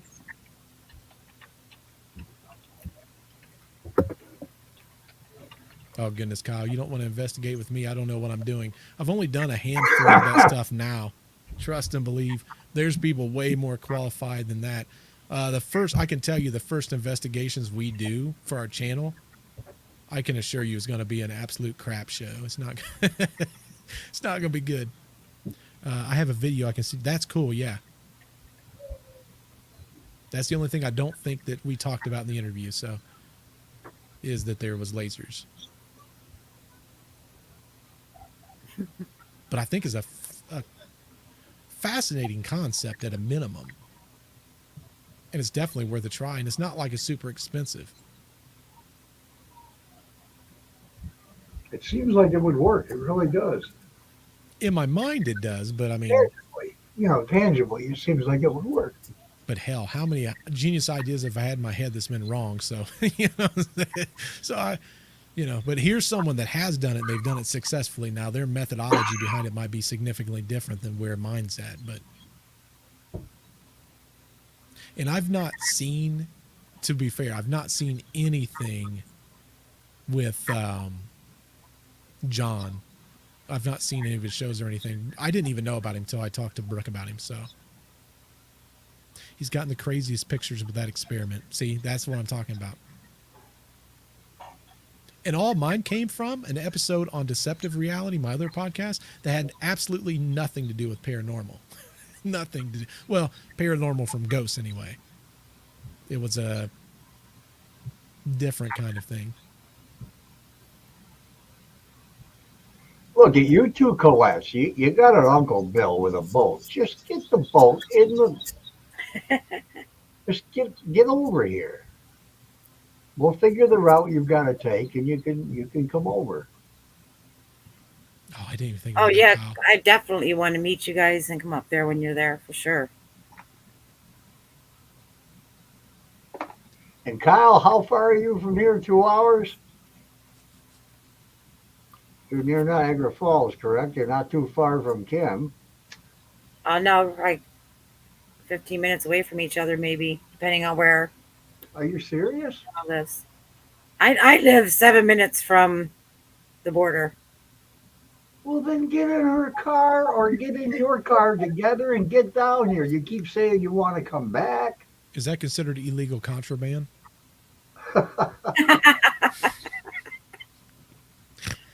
You're going to have to go through customs for that, Kyle. Don't just try sneaking in people's cars. I'll be hanging out in the gorge. Throw your boat over and I'll grab you. You're 2 hours away. Yeah, that's right. You are on the Canadian side, so I suppose when you get to the border and you tell customs, and when they ask where are you going, what's your plan, and you tell them you're going to a haunted house in New York, I don't know, they might not let you come. Don't tell them you're going ghost hunting, Kyle, because that definitely will not help your case. I know my buddy, the co-host of my other podcast, he's from Nova Scotia, so I think it's like 14 or 15 hours from Hinsdale. The other side. Yep. Well, don't try and come for October, Kyle. That's a closed session. Yeah, I think I'm like 4 hours from there, I think. That's not too bad. No, it's relatively close. Hey. Link, what was the name of that place you were talking about in Ohio? Bel Air. Was it Bel Air? Bel Air for Yeah, $100? Bel Air, and then the the Madison. Seminary. What was it? Madison Seminary or Madison something? Seminary. Yeah, that's what I was trying to. Yeah. I was like, wow, that's just incredible. Not haunted nights. You got to help me out, Paul. Tanner is in that group. What's the name of his group? Oh God. Yeah, it's Paranormal Fear or something, or Project Fear. Or Project Fear. Project Fear. yeah, they were just there at, and I just watched one of their episodes, and out of two. And that place is probably near Bert also. What's the name of that one? Madison Seminary, or so, is Yeah. that what I said? Yeah, Brooke just said she's going on the 21st. Oh, that's Who? crazy. Brooke. Madison. Oh, Why do you keep hearing ducks? Oh, Link just fell off the table. I, He fell off just for a He's back. second. I'm sorry. That's all right. Why do you keep hearing ducks? I understand the kids; they were just down here, but ducks, there's no ducks here. I hear quack. I'm just saying, coming over my phone. Maybe I'm possessed. You know? He's Yeah, probably or- hearing. I hear a small amount of audio feedback. Yeah, But I think hear that's- that. I think that's probably what he's referring to. It might sound different on the cell phone. Oh, yeah, it might be my cell because I'm talking and I have the sound coming out of it. I don't know if it's programmed to not listen to itself. I don't know. That's a Yeah, so I strange just looked thought, it up. Kelly. I'm 5 hours and 10 minutes from Hinsdale. You must be a lot closer to that Madison Seminary. That place is crazy. That is if you've never looked it up before, that is Well, there crazy, you go. Look at that. crazy place. Project Fear is going to be there the 21st. Link, maybe you need another vacation. MadCon is the 21st. So I am 2 hours and 52 minutes from there, Wow. which I'm pretty sure is close to Bel Air too. That Bel Air is like Bel 2 Air. hours from me. Yeah, that one's. I don't know if I'd want to sleep in that one by myself for the first time. Maybe the second or third time. But I am fascinated by that place too. That was a great podcast. I would love to get her on my podcast also. yeah, Yeah. She never contacted me back. It hurt my feelings a little bit. well, sometimes you have to keep poking. God, I poke like crazy at Marianne Winkowski, and she still hasn't called me back. I've called her 6 different times now and left messages. Well, some people are too important for like small people like me, which I totally get. The Bel Air house is 2 hours and 9 minutes from me. Oh, Two and a half for me. Yeah. Wow. That place has a fascinating story too, though. Yeah. so is the neighbor's house right next to it. That's actually it's Bert, you know- disgusting. I think. The thing that astounds me is that the Dandy House, Bel Air, all these places, all the other places have the same. They have the same entities, energies, stories to tell. The Dandy House just explodes all the time. That's what bothers me. That's what bothers me a lot. Now, either you may have hit the head on the nail and say there's a portal there. It's just everything comes in. Well, that's the thing. I think there's a lot of very cool stories from the standpoint of, like, I think any residents can, or even object, right? How many times do you hear about someone takes something home from an antique mall or something like that, and all of a sudden now they've got residual hauntings? And again, I think the energies can stamp itself on different places or different things. Or let's be honest, I think recently on our other podcast, I had a conversation about voodoo and how, some people can put certain spells on certain things that can affect people. And I've seen it. I've seen that. So I know that does exist. So, who knows? Or like divot boxes, right? Like, we're talking about major things. I mean, these are significant things. So I think that anybody can have that kind of stuff. But I think there's some places that you open up a different parallel from the standpoint of maybe there's a portal or a rift that's open in those specific sites, whatever they may be. And I definitely think the Dandy House, think about it, it's been exercised and it's still going on to this day. Yeah. Did you see Brooks' note to you? No, I'm sorry. You should interview the owner of the Ross House. Jesus, absolutely.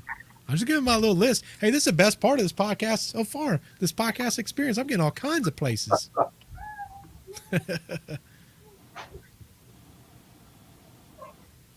That's what I'm saying. Everything has, and that's why I say Brooks' interview was so significantly different.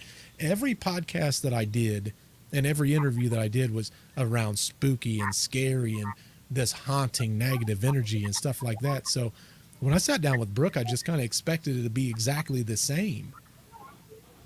But The when we Ross had that conversation, I'm like, this is way different. This isn't even in the same realm. I had to rewrite my entire concept and idea around it. Dawn says the Ross house is on the same block as the Bel Air house. See, and that goes back into is like when I did the extra research on the Wildwood. You know, people talk about how they have experiences also, and one of the questions that I pose is maybe this is further of a reach than just between the walls of even Wildwood, right? And I think that's possible with any place. But some of that goes back to things like fault lines or crystal distribution in the land, or even high levels of liquid areas, or like water. What do they call that underneath the ground? What do they call that? Aquifer? Aquifers, yes. You know, they talk about how there can be extra things with that too. And there's your historian. If you ever do a story on anything in England, I think Colette knows everything there is about England. Oh, you best believe. I'll be hitting people up. Ley lines, that's it. Colette's on it. A lot of ley lines, them aquifers. Yeah, we've done the ley lines for Hinsdale, and I just did one recently. And I don't see anything in that area. Yeah, we couldn't find it. I think we did it online, didn't we? Hmm. I wish they would do sonar there. Well, my nephew. Here's the thing about the EMF. My nephew brought up it was more than the $5,000 EMF meter, actual what they use in the industry. That whole place lit up like a light, and there was no electricity in the house at all at the time. Inside the house, outside the house, especially by the pond. Now there are wires ahead. There's the electric wire that goes across the pond, and the pole is in the pond. So I still don't know, when was the pole put up, before the pond, or did they build the pond around the pole? That's McMahon's got to answer that. The boy that graded the property. KG Reese could probably Or tell us. Reese, yeah, Reese. I'm Yeah. sorry. Yeah, Yeah. because he's the one that put the pond in. Right. I Well, don't mean to what call was him a boy. He's probably 60 or 70 by now, but yeah, but you know when. Yeah, I know. KG was there when they put the pond in, and he was 18, 16. about. He's a little younger than me, Mm. so and he would know. Yeah. And Dawn says Wildwood is like no other, in my opinion. Not just saying that; it's like a beacon spirits gravitate. It's like a beacon spirits gravitate. I've been there 3 times, coming back in November. We can't wait.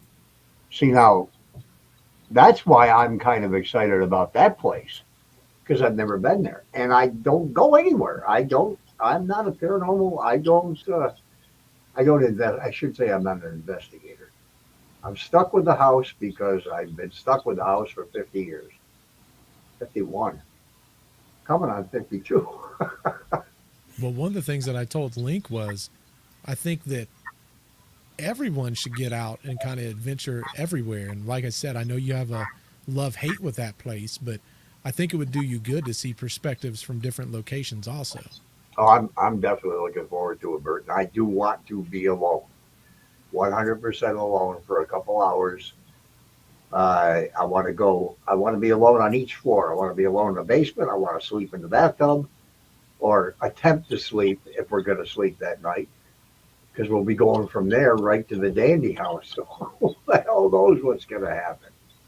I'm just excited to go back because I told you what happened the first time I was Yeah, there. So I'm looking forward to that. well, just to be able to actually do an investigation, follow through with the stuff I didn't get to do the first time. Oh, yeah. That's the thing, is finding the time. You know, it's like when Nick comes down next September, it's going to be crazy because we're doing Hinsdale one day, and then the goal is to do, like I say, Wildwood the very next. So it's the setting up of all of your equipment, tearing down, trying to get B-roll, trying to do everything else for a video. And that's my biggest fear, is just having time. That's why I need to get with Dan and with Brooke and say, hey, can I have a little bit of extra time just to get these other things so it doesn't impede on the actual Right. investigation? Because it's cool to have the B-roll and the extra stuff. It's different, though, if it costs me investigation time to do that. Yeah. Well, God, we Yeah, were I there. know all about that. Yeah, really.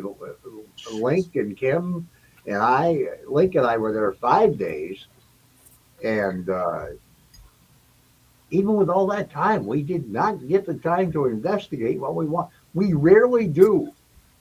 Something about that house keeps you from doing what you have. If you have an itinerary, you might as well throw it out the window. Yeah. It's just absolutely useless. Even if you just run one day, plan everything you want to do for that day. Say you have 4 things that you want to do, you're going to get one done. And the rest of the day, it's like the house says no. You aren't Right. doing anything you want to do. Right.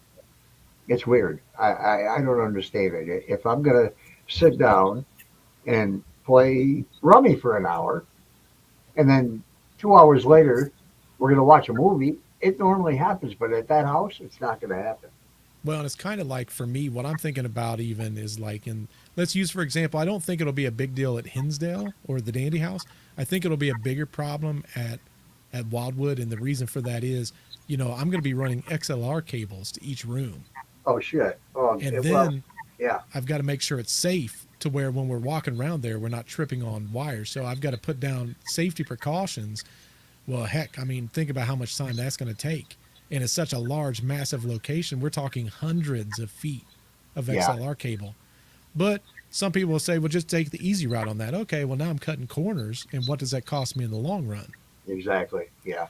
So, like, I want to use the mixer that's recording 8 channels at the same time. So that way, when one thing happens here, I know that if I go to this point in time on this other audio track, because it separates each one individually, Yep.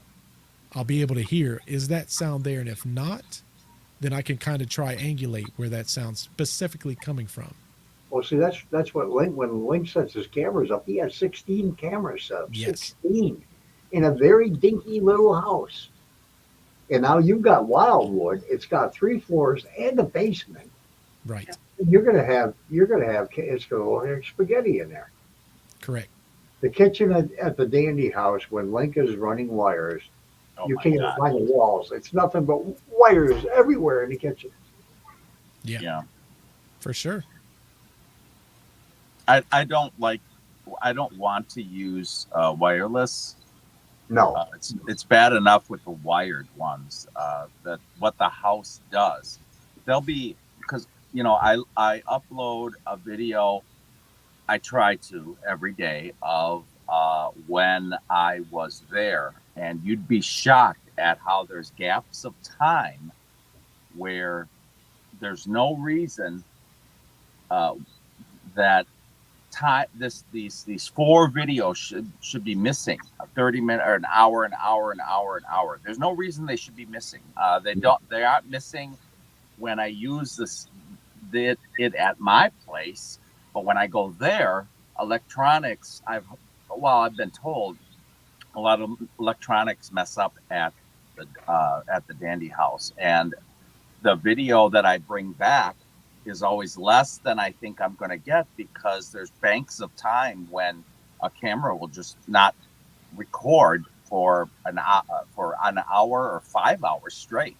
So when I upload it, there may be a big gap in time, but that's because it was corrupted between that. So wires are bad enough, but wireless, I just see a Wireless lot would be more a problems with that. So. Yeah, That's wireless interesting. recording is a nightmare. That makes you wonder, though. Where does that time go? Yeah. Look at the interference that we had during my alone time. Yeah. We used Well, the same phone, mhm, never stopped it yeah, between five. We had five people doing an alone time in the house. yeah. And when I was upstairs and I'm the aggressor, my phone, and we never shut it off between each person. We just let it run, went to the next room. I went first, Link went second, Charlie went third, Kim, or then Sophia, then Kim. That phone did not have a problem except with me. And I know it's because my friend was right there next to me draining it. Mhm. And I was right next to where you were in Laura's room, 5 feet Mhm. from your Mm-hmm. 5 feet from you where you were broadcasting. I Yeah. was 5 feet away. I was with you upstairs. Nobody else was upstairs. So if it was an upstairs thing, it should have messed up on mine too. Oh, yeah. No, no. Yeah, it did on Charlie's too. I think there were two cutouts on Charlie's, and he was in Beth's room. So it never cut out on Kim. But boy, did we have a lot of crap going on with Kim that did not go on with anyone else. Yeah, yeah. The lights were flickering like crazy with Sophia. So, it's that house is, there are particular entities for particular people. I'll Yep. say that rather than say certain people are picking up certain things. I think those entities in that house latch on to certain people. And I know the one that latches on to me is the worst. We know that. We've seen that for years now. He doesn't like me, and I sure as heck don't like him. And he's got a reason because I've been aggressive toward that house since 1973. Not Mm-hmm. anymore, not so much anymore. I made my peace when I tried to spend the night there. But even then, I knew it had. I had to leave. I knew it. I was fine up until quarter to midnight. From 3 in the afternoon until almost midnight, no problems, no bad feelings, no heavy atmosphere. And then about 20 after 11 at night, I didn't say nothing while I was live, but finally I had to say there's something wrong. There is something coming, and I just can't be here. Wasn't afraid. I'm not afraid of the house. I'm not afraid of being alone up there either. But that no, he'll kill me. I really, and that's what went through my mind too. That Father Al said this house will kill you if you continue going. I'm still alive after this many. I think Clara said that to you too, Yes, she or, did. or hinted around. So did Alex. Alex said but Alex said the house wants answers from me. What can I give as answers? I think Bert suggested that at some point I'm going to get answers that I could give to the house. But I don't know what that would be. I don't know. I've done enough research on Indian massacres, which there is nothing in the area. Schenectady, New York is the closest. I've done research on the family. I know where every family member is buried. Every McMahon member since Michael in 1861, all the way up to Elizabeth, the last one to die. I know where their bodies are. Do you hear that gushing of sound, Bert? I over here, all I have right now is a hurricane going through my speakers. Yeah, Yeah, I it's hear noise, but I loud. can't figure out what it is. I thought it was my house for a minute. Oh, it's extremely. Now it just stopped. It was Yeah. very, very loud while I was talking about That's weird. Yes. that. One thing that makes me question Link with yours where you're losing time, I'm curious if it's a case where if we are opening some type of a rift in whatever that is, if that affects that energy. Um, I heard your question before, and I didn't interject and try to quickly um, rectify it. The time banks are on the screen, but when I click on them, it's not playable. So that's why I called it corrupted. Like let's say from 2 to 3 is here, and I can play it. 3 to 4 is here, but it says corrupted. 4 to 5 corrupted. 5 to 6 corrupted.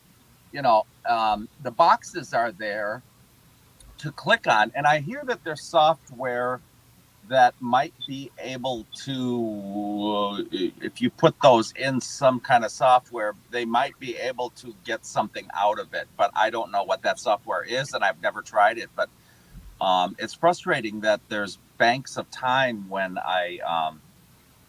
when it says my player can't play it because it's, I don't know, corrupted or whatever words they use. Interesting. That's the same thing I have with the with this digital recorder. I can listen to the recordings we have at the house on here. I transfer them to my computer, and it says it can't play. It's corrupted, but it doesn't have a problem on here. So I've got to find out what those are in their box files, which I then converted to MP3. I want you to see Mike's comment here, because Mike. that's said to me a million times by so many different people who don't even believe, who aren't believers in the paranormal. It wouldn't surprise me, Mike. Had a friend up there several years ago. He said, Doc, hi, known you. He said, this is all just stories and stuff. And we went inside the house. This is where there was no power. And he was just walking around. He said, oh my God. When I walked into the room, off the big room, he said, I felt so horrible in there. I put you a little bit in it. Just want to drink it.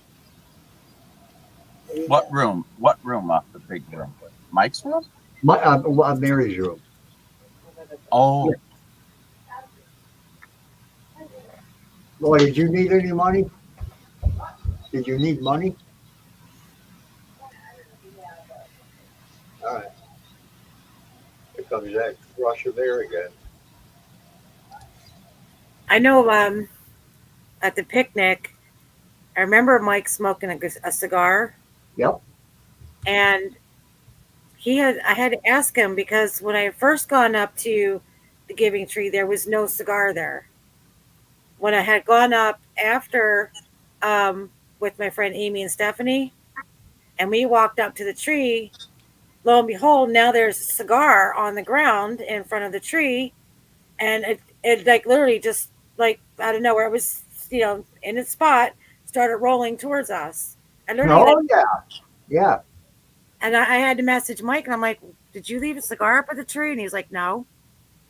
But how weird, like nobody else had a cigar except for him, and then lo and behold, this cigar magically materializes and then starts rolling at us. oh my God. Yeah.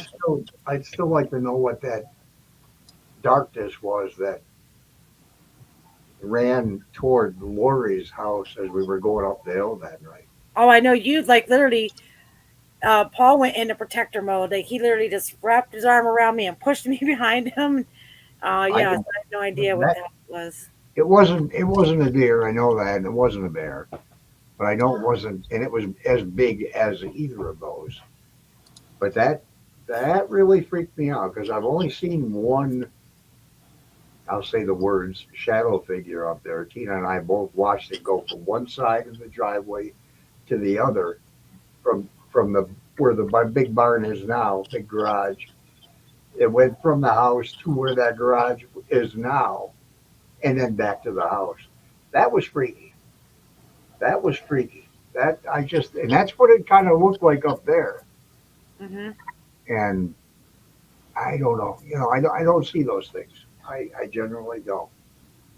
Well, I know for a fact you saw something that night, because you just went right into protection mode. Sophia said she watched that too. Hi, Pumpkin. Hi. Kelly, what were you saying to me? You said, yes, I do. Yes, you do what? What did I say somewhere? Yes, I do, Paul. No, I can't find it. What's the that for? Am I seeing things? Hi, Nanya. Right there. Yes, I do. Paul. I don't know what I said.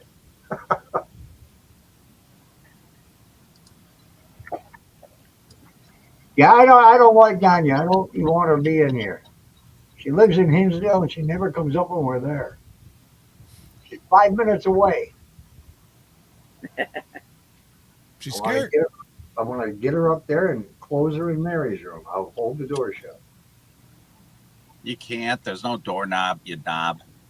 I just stick my finger in a hole and hold it. Oh. We should put a lock on that door. There's a already a little lock pass. on it. There's A little hook. There's already one there. You I knob. think one half of it is there. Just the hook is there. We have to Yeah, bring the hasp and yeah. Yeah, just the circle, the clicky, the hook, the what do you call it? Right. We got to bring that and screw it in the other side. Got to pick you up. Her truck broke down. Oh no! It was in a. Oh, I thought I was thinking somebody else. It was in a wreck. Mike said, funny thing is, I didn't go up near the tree because something told me don't. Gut feeling. Mike, you should have asked me to go with you. We were sitting on the picnic table, and now that we're talking to you and you're spilling your guts, when you were sitting on the picnic table with me, I felt you were very nervous, and I didn't know why. I felt that too, when he was standing behind me when I was sitting in the chair. He just seemed like he was nervous. Yeah. And I tried when I was sitting at the table with him talking. I didn't know who he was. I didn't know his name or anything like that. But I tried to be as calming as I could. I don't know if I helped him at all, but yeah. You slept in where, Elizabeth? Mary's room? I don't have problems in Mary's room. I did a couple of times, but it's some people that go in there Mm-hmm. on a habitual basis.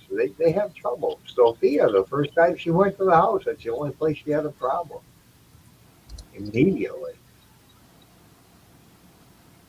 She doesn't believe in ghosts, but yet then she tells me something totally different too. Paul, which room do you think that Bert should sleep in first? Like there's gonna be sleeping going on. That's cute. Well, you're gonna pass out if you don't get some sleep. You're only gonna be there one day, right, Bert?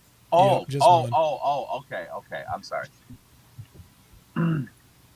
Yeah, the goal is to do Friday next week. I think what I'm going to do is I'm going to set up and put my reserves down for the Dandy and for Wildwood, but is to do it in September. So my goal is to do Hinsdale Dandy on Friday. That's the goal, and then try to do Wildwood on Saturday.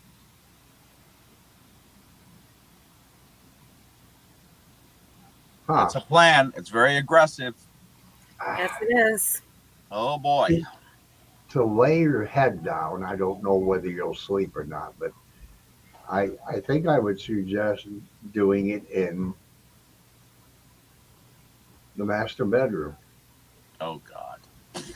See if you hear all the what Link calls mall noise. I was in that room with Sophia the one night, and all I heard was moaning. And I tried so hard to try and debunk, is this a voice? Is this the wind? Is it the house? What is moaning? And you correct me if I'm wrong. You couldn't tell where it was coming from. No, which is very typical. It was just like during the exorcism when I sat in the doorway of the living room. That screech, howling, whatever the hell it was, came from the living room, came from behind us in Mike's room. You could hear it kind of. It was like everywhere. Very simply put, it was surround sound. It was everywhere, and it was different. I guess I could say it was a different level. Mm-hmm. dB level too, because it seemed like it was louder right at the stairway than it was in the living room. And the stairway's what? This far 2 feet. Yeah. 2 feet. from the living room. See, what my thoughts are is if I can do Friday at one and Saturday at the other, it'll make it a little bit easier for me from a standpoint of then I can put out 2 extra episodes because I want to split them up. Obviously, I don't want them to be from the Right. same thing, but you know, it's like everything else is trying to figure out the logistics of timing. Mhm. Because you know as well as I do, that's why it's so important to get there ahead of time to try to get your B-roll. Yes. You know, if you're going to say something at the beginning of the video, like you don't want to waste any of that time that you could be investigating at all because it's such a small window of time. Right. It is. I've already wanted to talk to Dan. I mean, this is his house. I don't want to impose on him. But when groups are told check-in time is 7 p.m., it's worthless. I mean, with what you have for equipment, what Lake has for equipment took him 9 hours to set up. So if you come in at 7, what do you got? 7 to midnight is 5. So at 4 o'clock in the morning, you're done setting up. You want to go to bed. You're already Right. cool. Plus, Yeah. he's driving from Wisconsin and you're driving from Ohio. Yeah. You got to have earlier time. If you had a K2 meter and a voice recorder, Yeah, sure, you're fine. fine. Yeah, you're 7 o'clock. fine. You know. When you're a major investigator with major trunks full of equipment, you need to be in that house by noon. Yeah. It would definitely help. It just makes things easier for us to get things set up because, you know, I'm sure with Link, I can only assume. I mean, when you're running cable and then you're trying to run it safely. Yeah. I mean, that's hours. That's Well, hours. Yes. You know, Link running it for between Link. Okay, 5 days we were there, and I still gave a day tour while Link was there. So, if it's an imposition type thing, where Dan wants to have daytime tours, that's fine. But if somebody big is coming up there with a lot of equipment, the imposition is the daytime court tour coming when they're working. Yeah. So I say it should be tit for tat, evenly spaced, and allow people to have a tour while the big group is there. They didn't bother us at all. I gave the tour. No. Link still went on with his business. Yeah. So I think noon would be a very, I think, responsible and fair time for large group. Like Link says, you got a K2 meter and a quarter. Shit, come in at 7 o'clock at night. What are you going to do? Right. You're going to ask stupid questions anyhow. You have no camera set up. You have no recorder set up. You're just doing if I may say so, a very minor investigation. Right. Yeah. When You know, and every room, and he likes to make those sales in the afternoon, and that is fantastic. You know, absolutely. like when those, because he makes more money. And then you walk to them around, and I went out by the pond where I wouldn't even know there were people there. You know, No. I went down to the pond. I walked down the other road. I may have used the drone, whatever I was doing. There's so much that needs to be done. You don't, though, that interruption is not exist. It's not. It's not existing. And I made sure wherever I saw you be, I went somewhere else. When I knew you were going to be outside, that's when I took them inside. When you were walking toward the house, I took them down to the pond. Right. You know, little coordination, and you could have a lot of people up there. Yeah. Coming and going. Well, and there is a lot like what Link's talking about. You know, I plan on sending a drone up in the air, so I'm going to have a drone of different areas.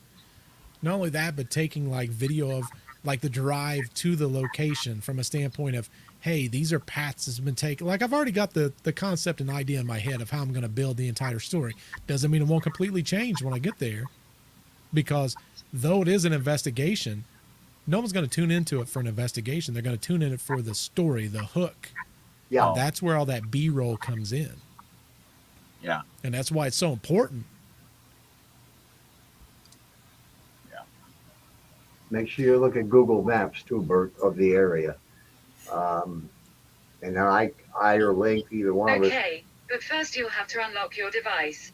That is true. That is valid. You do My- got to my- unlock your device. My phone's over there. I can't even reach it. That something like this happens every time we're streaming about the house. Every time my phone starts talking to me.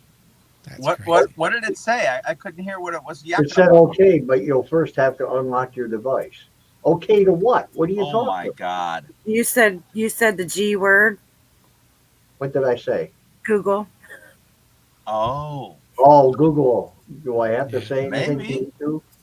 Let me try it again. You'll have to go to Google Maps. And then what? Well, that's what I said last time, and that's when I said that. Anyhow, Bert, make sure you look at Google Maps, and either Bert or either Link or I will send you a screenshot of where the hanging tree was and Yeah. this weird basement thing that's on the other side of McMahon Road. It's not doing it. Google Maps. Hey, Yeah. Google. Yeah. It plays shy when you're testing it on purpose. Yes. Mhm. Well, and the And other then thing where- that, like if you're a channel that is more for entertainment purposes, well, with your foot, you just slam a door and you put that at the beginning of your video, and that keeps people invested. Oh. With me, I don't necessarily have that. Like, I don't foresee anything crazy happening while we're there. So I've got to create a story and a narrative in the beginning of mine to get people to actually stay. I kind of I didn't even think when the first time I was there, I didn't think nothing's going to happen because I had read 2 books numerous times, and I'm gonna I don't want to say I knew better, but I knew what I was getting into, and it waited until I went to bed after 12 hours of driving, 12 hours of sitting up, and then I lay down before I'm sleeping. This is when it attacked, if you will, made itself known. Let's put it that way. And so I grin when you say, well, whatever you said, about, yeah, I know nothing's going to happen or whatever. And I'm like, I can't wait till he gets it. And you'll know it. You'll know it when it happens. I didn't know that was happening when the lights in the backyard went out. I thought it was one of Dan's the visitors that he brought with. So I guess I shouldn't say you'll know it when it happens. It depends on what it is, I guess. But See, I think that's why it's going to be fascinating, because Nick is more of a skeptic than I am. Mm-hmm. So, whereas I've dealt with this realm, Nick has very little, but he's kind of dabbled. He's closer to like a Paul, and I'm closer to like a Link. So it'll be interesting to see how both of us end up by the end of that night, yeah, and just see what did each of us get, Yeah, I or like the how we original. felt. I like the original Beetlejuice, Mike. I haven't seen the new one yet. I suppose I could download that and watch it sometime. And God said I was speaking of the grounds about the house but I've tried it since then. You got to go to Google Maps, Bert. Hey, Google. Okay, my phone just now opened when I said, "Hey, Google."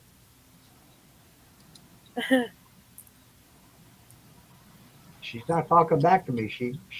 I saw I'm not unlocking my phone.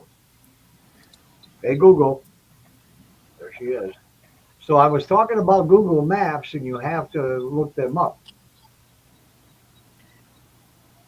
That wasn't the phone that ended up upstairs when it was downstairs, was it? Okay, she repeated it that time, so there we debunked that. was that the phone that was upstairs when you didn't put it upstairs? No, that was the other one. That was my Samsung 20.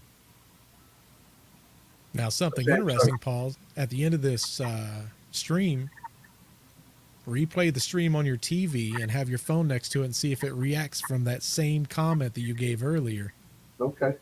That's a true debunk, because that's the exact words that was used. Oh, Yeah. Let me look at the time. We're at 2:09, so I'm going to look back about 4 to 6 minutes. So Yeah. 2:04 on. Because that'll be the exact words, the exact emphasis. Yep. Yeah. I'll play it now. I'll see if it does it. If it doesn't, I'll do it a few times if it doesn't do it. See, and that goes back to the whole paranormal investigation things. It's the little things that we do when it comes to debunking and stuff like that that makes it so important. But in the same regard, being able to say some things exist and some things are there and allowing that to breathe a little bit. It doesn't always, I feel like as quote unquote believers, we have to be of the mindset in this world that, okay, well, we have to debunk everything to prove that this was what it was. Mm-hmm. But in reality, I don't think that's the case. I think too many times we look past things when we don't need to because we want people to think that we are being legit because there are so many Oh. fake channels that don't do that. Right. Oh, yeah. Yeah, that's true. But I think a lot of times that also means that we miss a lot of things too. That's why when Nick and I do it, I'm just putting all the raw files up on the websites. People can go directly to the raw files. They can edit themselves, you know. They can master the audio. It's all going to be unmastered, just pure files, just pure raw files. And Well, they see, can that- see for themselves. That's what Link does. He's, he's still uploading files from June or May of '73 or 2023. 23, yeah. I was going to say, if you're doing it from 73, that's impressive. Yeah, it was that camera that you have to keep turning that knob, that cranking it. Yeah. The old cranker. Yeah, I gotta find Clara because she needs to be on that. She needs to be I'm out. I'm Out of the confused about closet. I'm confused about one thing, Link. When I went to your channel last, how are you? Oh shoot! How are you? Oh, let me look at Sam and Colby real fast while I'm still here. What'd they do? Did they do what I think they did? No, it should be in the. I'm told Kim. I'm guessing next week I'll get a phone call for next week. That is coming out next week because the last thing they did was uploaded 3 weeks ago, which could be 24 days ago for all that matters. Wow. And they do one a month. God, but they told me a list of places they're going when they were with me. Yeah. They must have a slew of videos ready to be uploaded when they need to. Right. It's all that editing they do Yeah. It's got to be. that they do themselves. Or the Zach guy. I don't know if they pay him to do some. I don't think Zach does a lot of editing. They have other people to do that, but Colby told me that he does an awful lot of editing. Oh. He's the dark-haired one, in case you don't remember.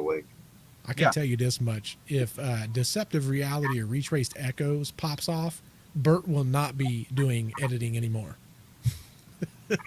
Right. Someone else is going to be doing that. But you got to keep a handle on that. I don't know if I'd want anybody editing my stuff because what if they took something out? I don't know. I guess I don't know. As long as I review it and I approve it, I'm good with it. Okay. Link, you have a video here at Clara's Kitchen 45. How the hell many videos from Clara's Kitchen do you have?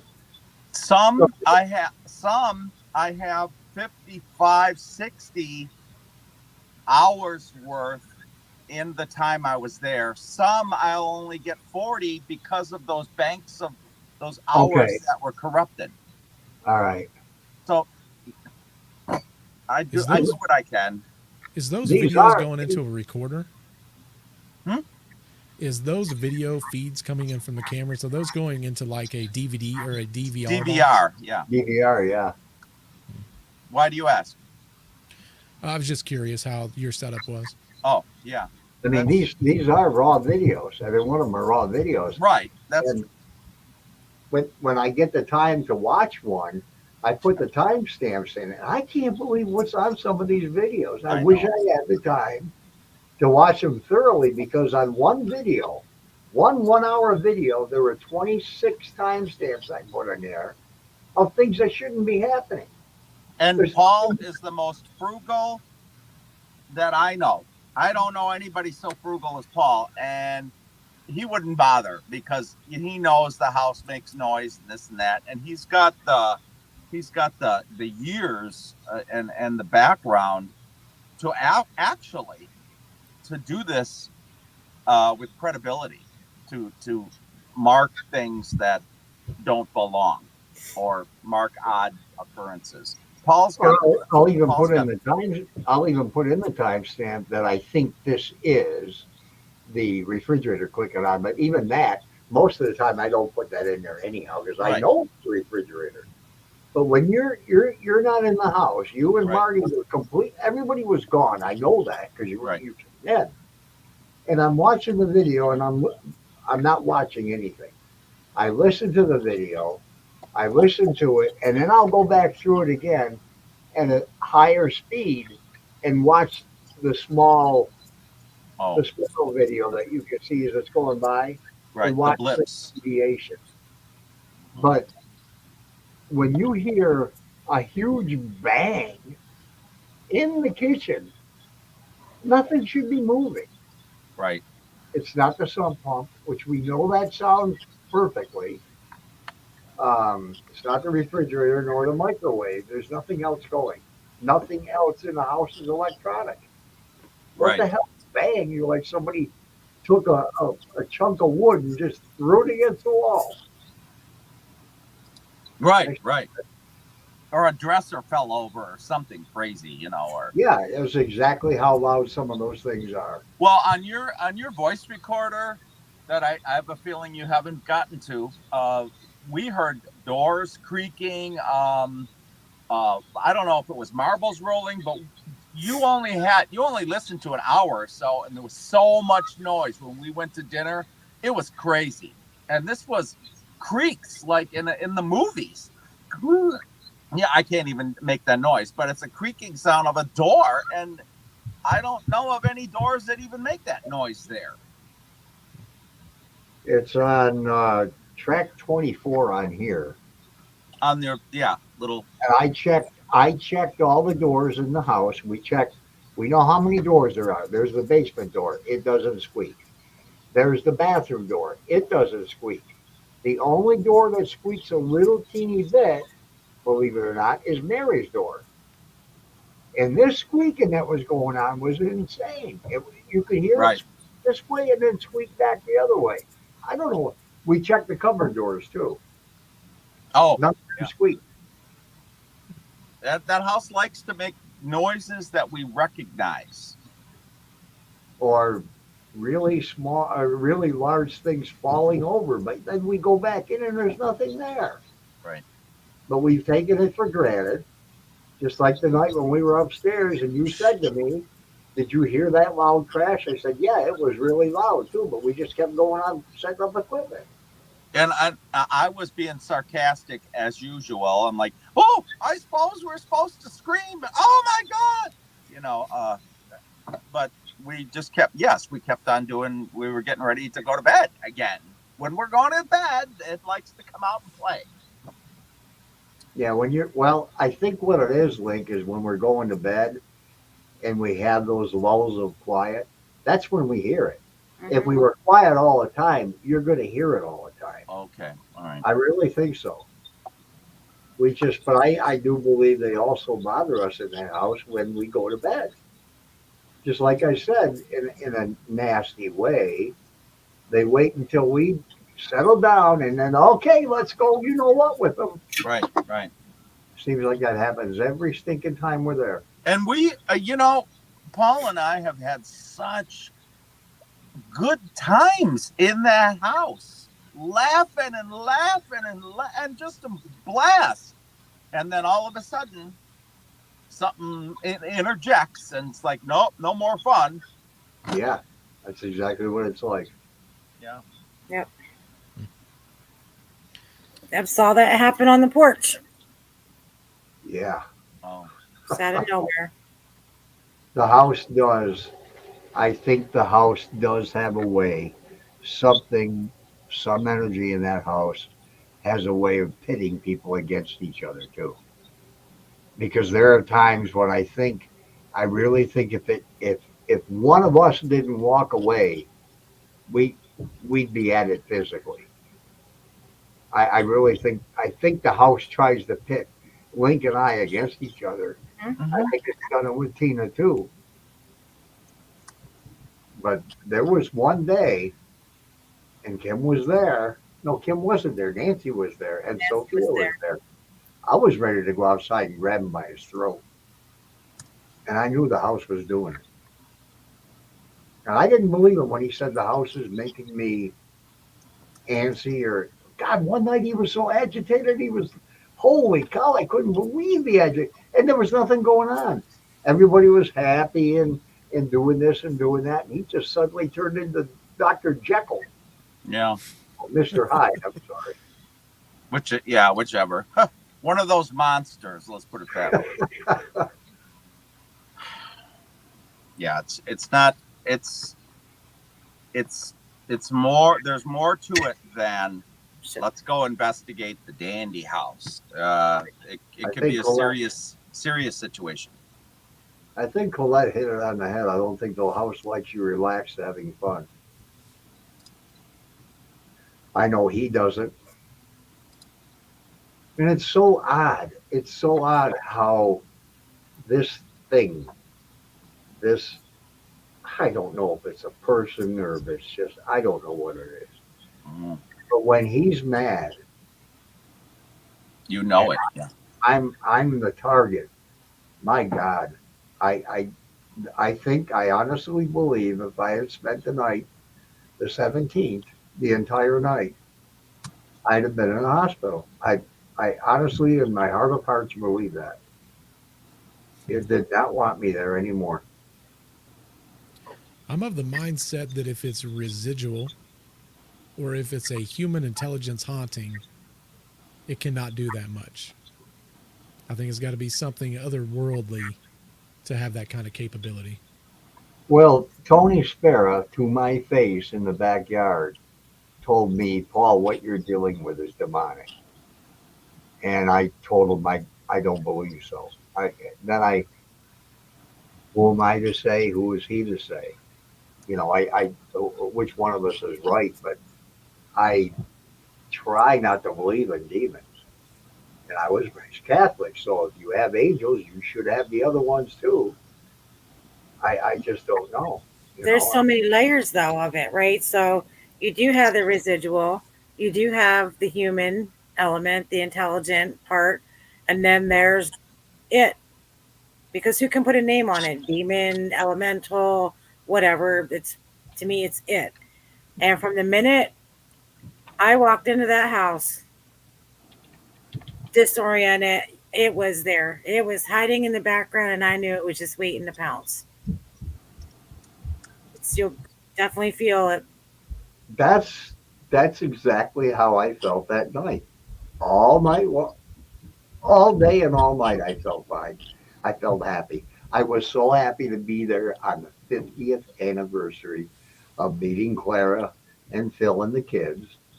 And I was looking forward to a really productive, maybe a little scary night. But I'll tell you, on a scale of 1 to 10, if I could rate the negative feeling that I had, it had to be at least minimally an 8.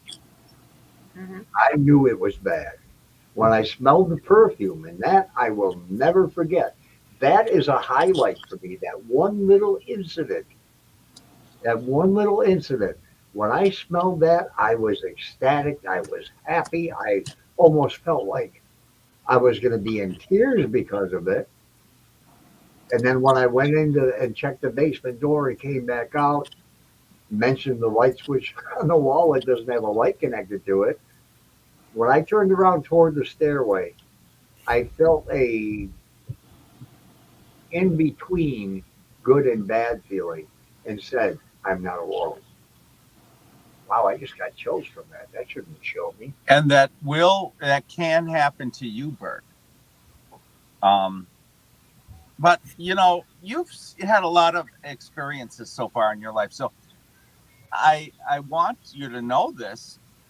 But now that I think about it, in theory, you should be fine because you've already seen, apparitions or whatever it is. You've already had enough experience. But I'm always leery of the first time someone goes to that place. I don't know everybody, but somebody that I know, I'd be leery about. And I'm sorry I have to say it, but yeah, just know that it's a serious situation. The thing I told Nick is before we leave, we got to make sure we close whatever is off before we leave the property. That is a requirement. I know he's more of a skeptic, and I'm fine with that. But I'm gonna throw everything and then some stuff at it. Whether that be holy water, some sage. We're gonna close whatever we open when we're there, and I'm very accepting of the fact that I don't know everything, and I've had my experiences, but I've never stepped into a place like the Hinsdale Dandy House either. So, for me, the stuff that I've dealt with has been so minuscule, and maybe I don't have an experience while I'm there. I don't know, right?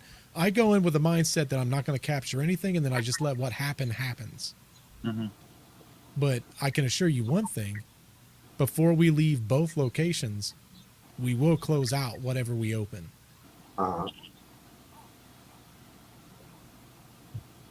think I've tried everything greeting wise and leaving wise with that house. But what I can't understand, you get these weird callings from the house, and I've not had one in a while now. But I can't understand why I was getting that same feeling, and it's the same. I mean, it's exactly like if you come up and squeeze my arm a little bit, you do it again, it's the same feeling. You do it again. When you get this feeling of the house trying to reach out to you, how the heck did I get it while I was there that night? It was driving me nuts. I'm in Mary's bed, well, Angel's bed actually, but I'm in Mary's room, and I'm getting this feeling of, hey, hey, hey, hey, I'm already here. What are you doing? That drove me insane. I didn't understand that whatsoever. That could be a connections of energies, though. Yeah, just it didn't last long. I don't think it even lasted 15 minutes, but it just started. Maybe it was just trying to tell me I'm here. I'm here. I'm here. Well, but you have to remember, in addition to that, you had a vision of some guy. Yeah, I don't get visions. That was. Yeah, and maybe the house doesn't know how to. I'm gonna use the spirit box thing. I know you don't like spirit boxes, but I'm gonna say it anyway. So they might use words in the spirit box that is closest to what they want to tell you, and maybe they didn't know how to tell you. Paul, can you get out of bed and complain because you have to get out of bed and your body hurts? To go look out the window, what it did was enough. There's a guy, and then, hey, hello, and then it's frustrating you so much, and then you heard the noise, and then you got up and looked out the window, and that sequence that they put together to talk to you or to communicate with you or whatever you want to call it was enough to get you to look out that window. What's really strange is I never even put those two together. Oh yeah. Until right now you're saying it. The second it stopped squeaking and whatever the noise was, when it stopped, when it saw your blanket, it stopped when your blanket went off and your body went up. Then the noise stopped. It did. And then you proceeded to the window. And the noise is audible. It's while we're talking, you can hear it. Yeah. But I never put the two together. I see this guy in my head, which I don't see. I'm not one of those people. And then suddenly I look out the window and I see a guy. It wasn't the same thing that I saw in my head. Right. Right. But But if he that's was the like, only way the spook or whatever it's called can communicate with you and get the point across, maybe that's what happened. I don't know. I'm not saying I know. But see, I think that's part of the problem, right? Like, I've changed my views within the last year of doing these two podcasts. I've kind of had an opportunity now to look at other people's experiences and go, listen, I don't have everything fine tuned.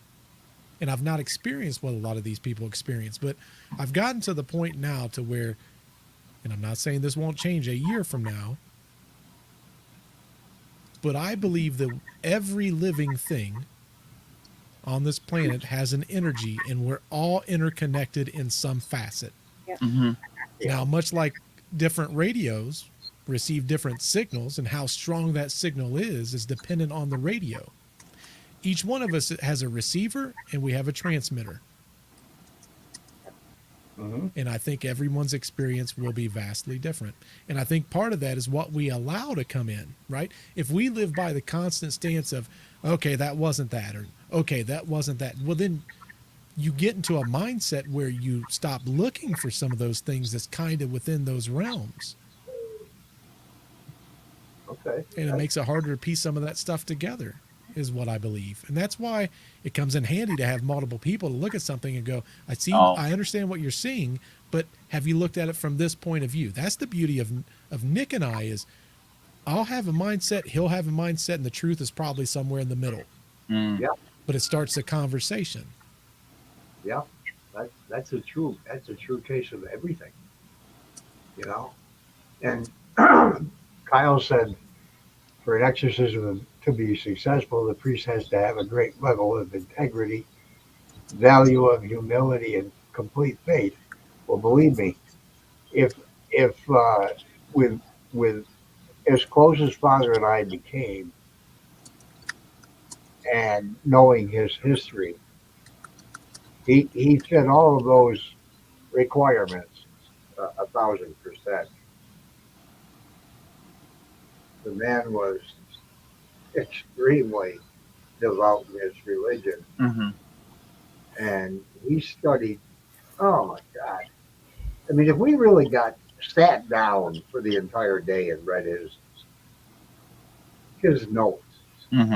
like, oh, from the 50s, the 60s, he was doing stuff that today they're now doing. Right. That in the last 10 years, the last decade, they've talked about the stuff that Father Al was talking about 50 years ago, that the Warrens never even suggested. And I don't believe in the Warrens anyhow. Well, reading your book about that, um, I wonder too, because Tanis was there, right? Huh? Tanis was there when the exorcism, house cleansing was happening, right? Yeah. So you have Father Al, whose intent is to really help this family. He cared about everybody there. And Tanis was there for a whole other reason. So when you have Yeah. those conflicting energies, it's possible that that's, why Father wasn't as successful as he hoped to be. Well, I firmly believe Tanis was there for a whole other reason than to help them. Tanis was also there to cleanse the family. Tanis Yeah. was trying to cleanse the house of the spirits from a distance. Tanis, I'm going to have to go back to research on this, but I know it happened. Tanis wanted to become a priest Wow. in his younger years. And because of what he did, I won't say for a living, but because of his beliefs, going through what priests do, prospective priests, what they have to go through with the classes. It got to Rome where the Pope said, this guy can never become a priest because of his beliefs, because of what he does, because. Alex Tanis, now I'm going to check with Alice on this too because I think she's got the paperwork. Alex Tanis wrote to the Pope and said, "I will visit you in your in sleeping quarters." I think is what his words were. "I will visit you," and gave him a date. Alex Tannis went to the Pope from this country over there, out of body experience.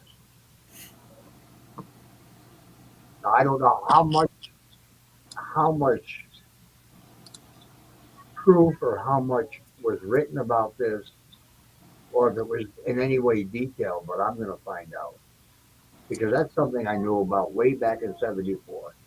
Mhm. But he was there. He wanted that house to be cleansed, and he even called on lots of places to cleanse the house. There are lots of pictures with him at the Amityville Horror, and his words were, "There's nothing happening here. This is all a story." Father Al said the same thing. Amityville, the only tragic thing that happened at Amityville was when Defoe killed his family. That's as far as it went. It never became haunted after that. That's that's their ideas and their words. So we can speculate or agree or say they're crazy or say, well, they probably know. They were in the field of figuring out what's there. Who knows? I mean, how many people know what The Exorcist, the movie, was based on? It wasn't based on a little girl. It was based on a boy. Boy, It took a long time to exorcise that little boy. I don't remember the exact span, but it was a hell lot longer than a year. So, It was multiple years. yeah, There was a lot of stuff that was held out of things also. Like a prime example of that one, um, Roland Doe was a pseudo name, Kyle. uh, That wasn't his real name. Um, the Doe part is just like a Jane Doe or something so like that. exactly. Yeah. Yeah. But there was actually notes within the hospital where he went in for a psychiatric evaluation, and the doctors had to change what was within the doctor's notes because it did not fit a medical diagnosis. Right. You But are it, up on things, Bert. You know you do the research, and that's the problem with the paranormal community. They don't do research. They just go with the flow. a very similar thing happened with the Ammons house also. With the Ammons house, there's actually a Netflix series on it now, or I think it's like a movie. I think it's called like The Deliverance or something like that. But the Ammons house was extremely possessed. There's tons of notes on that one also. The police actually have footage where they went inside the house and had sounds. But there was also the boys that when they was taken away from the mother because they thought that she was doing all these foul things that a mother should never do with the kids and was teaching them this paranormal, and so they took him, and what they found was the activity didn't stop, it continued. But they actually took the social worker, they took the boys, and the mother went to the hospital and they watched one of the boys crawl up the wall of the hospital, Mm-hmm. and they didn't even know how to put that in their notes, but everyone saw it happen. But that's on Netflix for anyone that's interested. I haven't watched it yet. My wife Jess did. What's it But called again, Bert? I think it's called Deliverance, I think, Well, that's a nasty movie. or something like that. Let me I look. saw a documentary on that like about a year or so ago about that. They were talking about the police too. They Yes. were going to the house. Yeah, because the police didn't believe it. No. There's a sheriff deputy here in town that I couldn't pay him any amount of money to go to the house, and he won't tell me why. He did come in one time when Tina and I were there, and that man was physically shaking. I mean, his whole body was shaking walking into the kitchen, scared out of his mind. Now, I talked to his wife. His wife doesn't mind going there. She doesn't think it's just because he's afraid of ghosts. He's a cop. He's a tough guy. But then there's another trooper too that's a baby when it comes to the house. But I really want to know what it is because I think maybe he's seeing stuff that he don't want to admit. Sure. Right. Think I'm about the gonna people get that's chastised, though. How many people say stuff and then they're chastised for it? Mm-hmm. Especially if you're a police officer. Right. Well, That's their yeah, careers. that's true. But he takes holy hell from me whenever I see another deputy and I say, make sure you get on the radio and say, hey, so and so, Paul wants to know why you're so scared to come to the house. And they do it.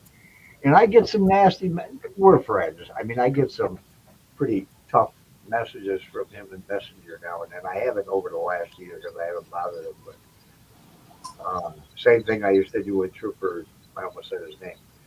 Um, he wouldn't even drive his car to the house. We had two cars came to the house, two trooper cars.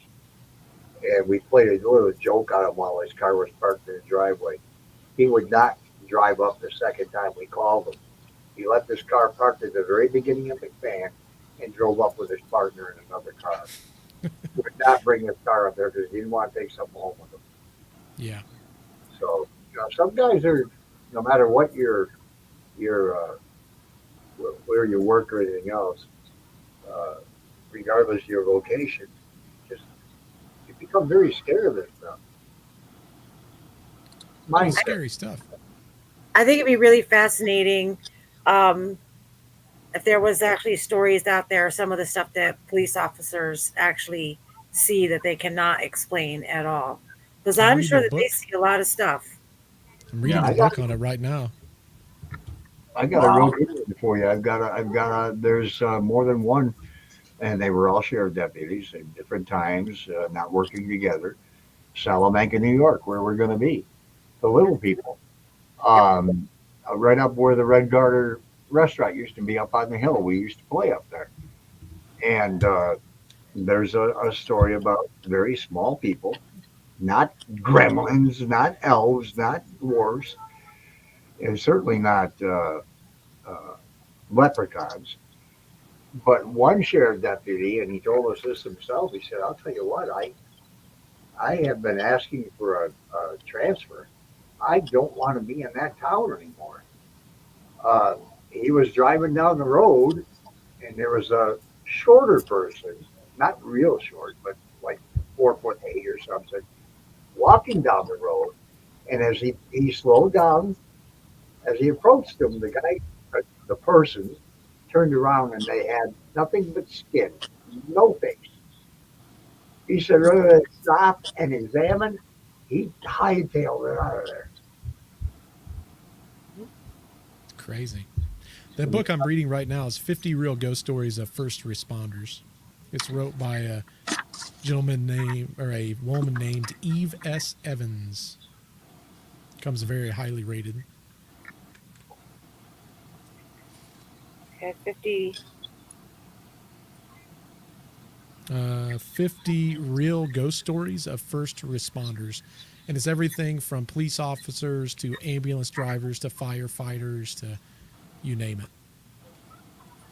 But there was a fascinating story in there where a police officer, he was told of a potential theft in progress. He went to the facility. It was like I want to say it was like a store of some sort. And when he went in, he saw this woman that was walking by, and he was trying to communicate, but she wouldn't communicate back with him. And he was trying to secure everything, and there was nobody there, literally nobody there. But he had first sight on everything that was happening. So it's really cool. There was a firefighter story in there too, so far that I've read. That's just phenomenal. Huh. I'm gonna have to check that out too. We're gonna. Wow. The kids have a new room over here. I think they're getting ready to go to bed, so I'm probably gonna have to cut this. We're almost 3 hours in. That's pretty good. Bert's not used to 3-hour streams. No, not at all. My old gaming days, maybe. Well, yeah, Sure, I used to do that too, 5, 6, 7, 9 hours. Oh my God. Well, No you wonder just, your hands hurt afterwards. I Yeah. still have both hands. I still have. Look at this, Bert. Watch this hand. Watch the ring finger. It snaps. Trigger finger. It's Man. Oh. from the controller. I had shots. The shots fixed them. They were perfect after 3 weeks. And it came back, and the doctor told me, if you come in again, I'm going to have to perform surgery. So here my hands are, always locking up on me. Crazy. Yeah. Why do you make stupid faces? Say hi to everybody. Hi, Hi, little one. it's me, Emerson, again. I'm gonna play some Rocket League on my Not hear you, that. Yes, No, Rocket League. just got the volume down, I'm sure. I do.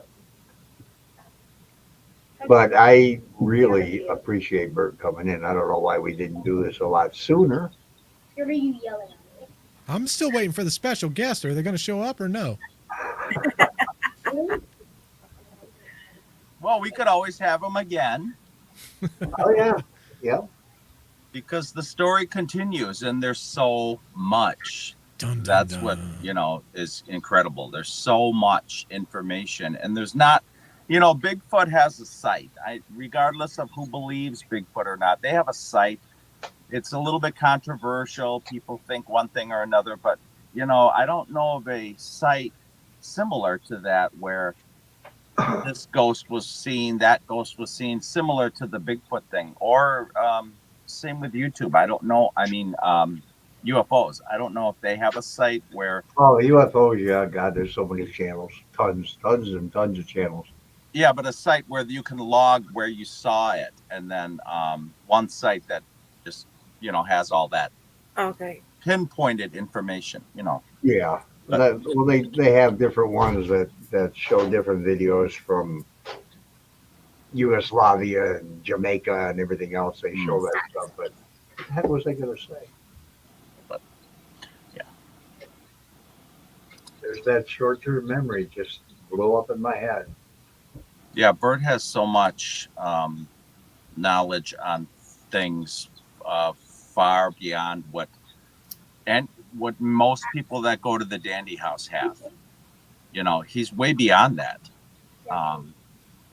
So That's iffy at best. I just read a lot of stuff and watch a Yeah. lot of stuff. That's Yeah. it. Well. That's it at this point. There was something I was going to say something about watching something tonight. I can't remember what. Oh, well, I'm definitely going to get caught up on your channel, Bert. mhm. I'm so far behind with everything that's transpiring here. Yeah, I suppose. No, you have no idea. Like, Yeah, I know. well, a little bit, but So Well, thanks everyone for having me on. It's been super cool. It's great having conversation. I enjoyed it to no end. Love Right. your perspectives on everything. It's a weird perspective. Listen, it's a weird spot up here. I can be the first one to tell you that. But I just at this point in time in life, I just kind of throw everything out there and just see what sticks. yeah. Well, there, Christy finally showed up We're tonight. still in the hour. Shush. Yes, thank you so much. No, I really Take this appreciate time. you coming, Bert. It was Yeah. fantastic. And stick around when I end the stream. Don't go anywhere yet. Okay. So, everybody, thanks for coming in. Yes. Thanks for being part of the stream. And we will talk to you probably next week, if not sooner. So, have a great show. And I want you to end it, Bert, the way you always do. And as always, we'll see you in the next one. Goodbye. See you later, guys. Bye, guys. Oh.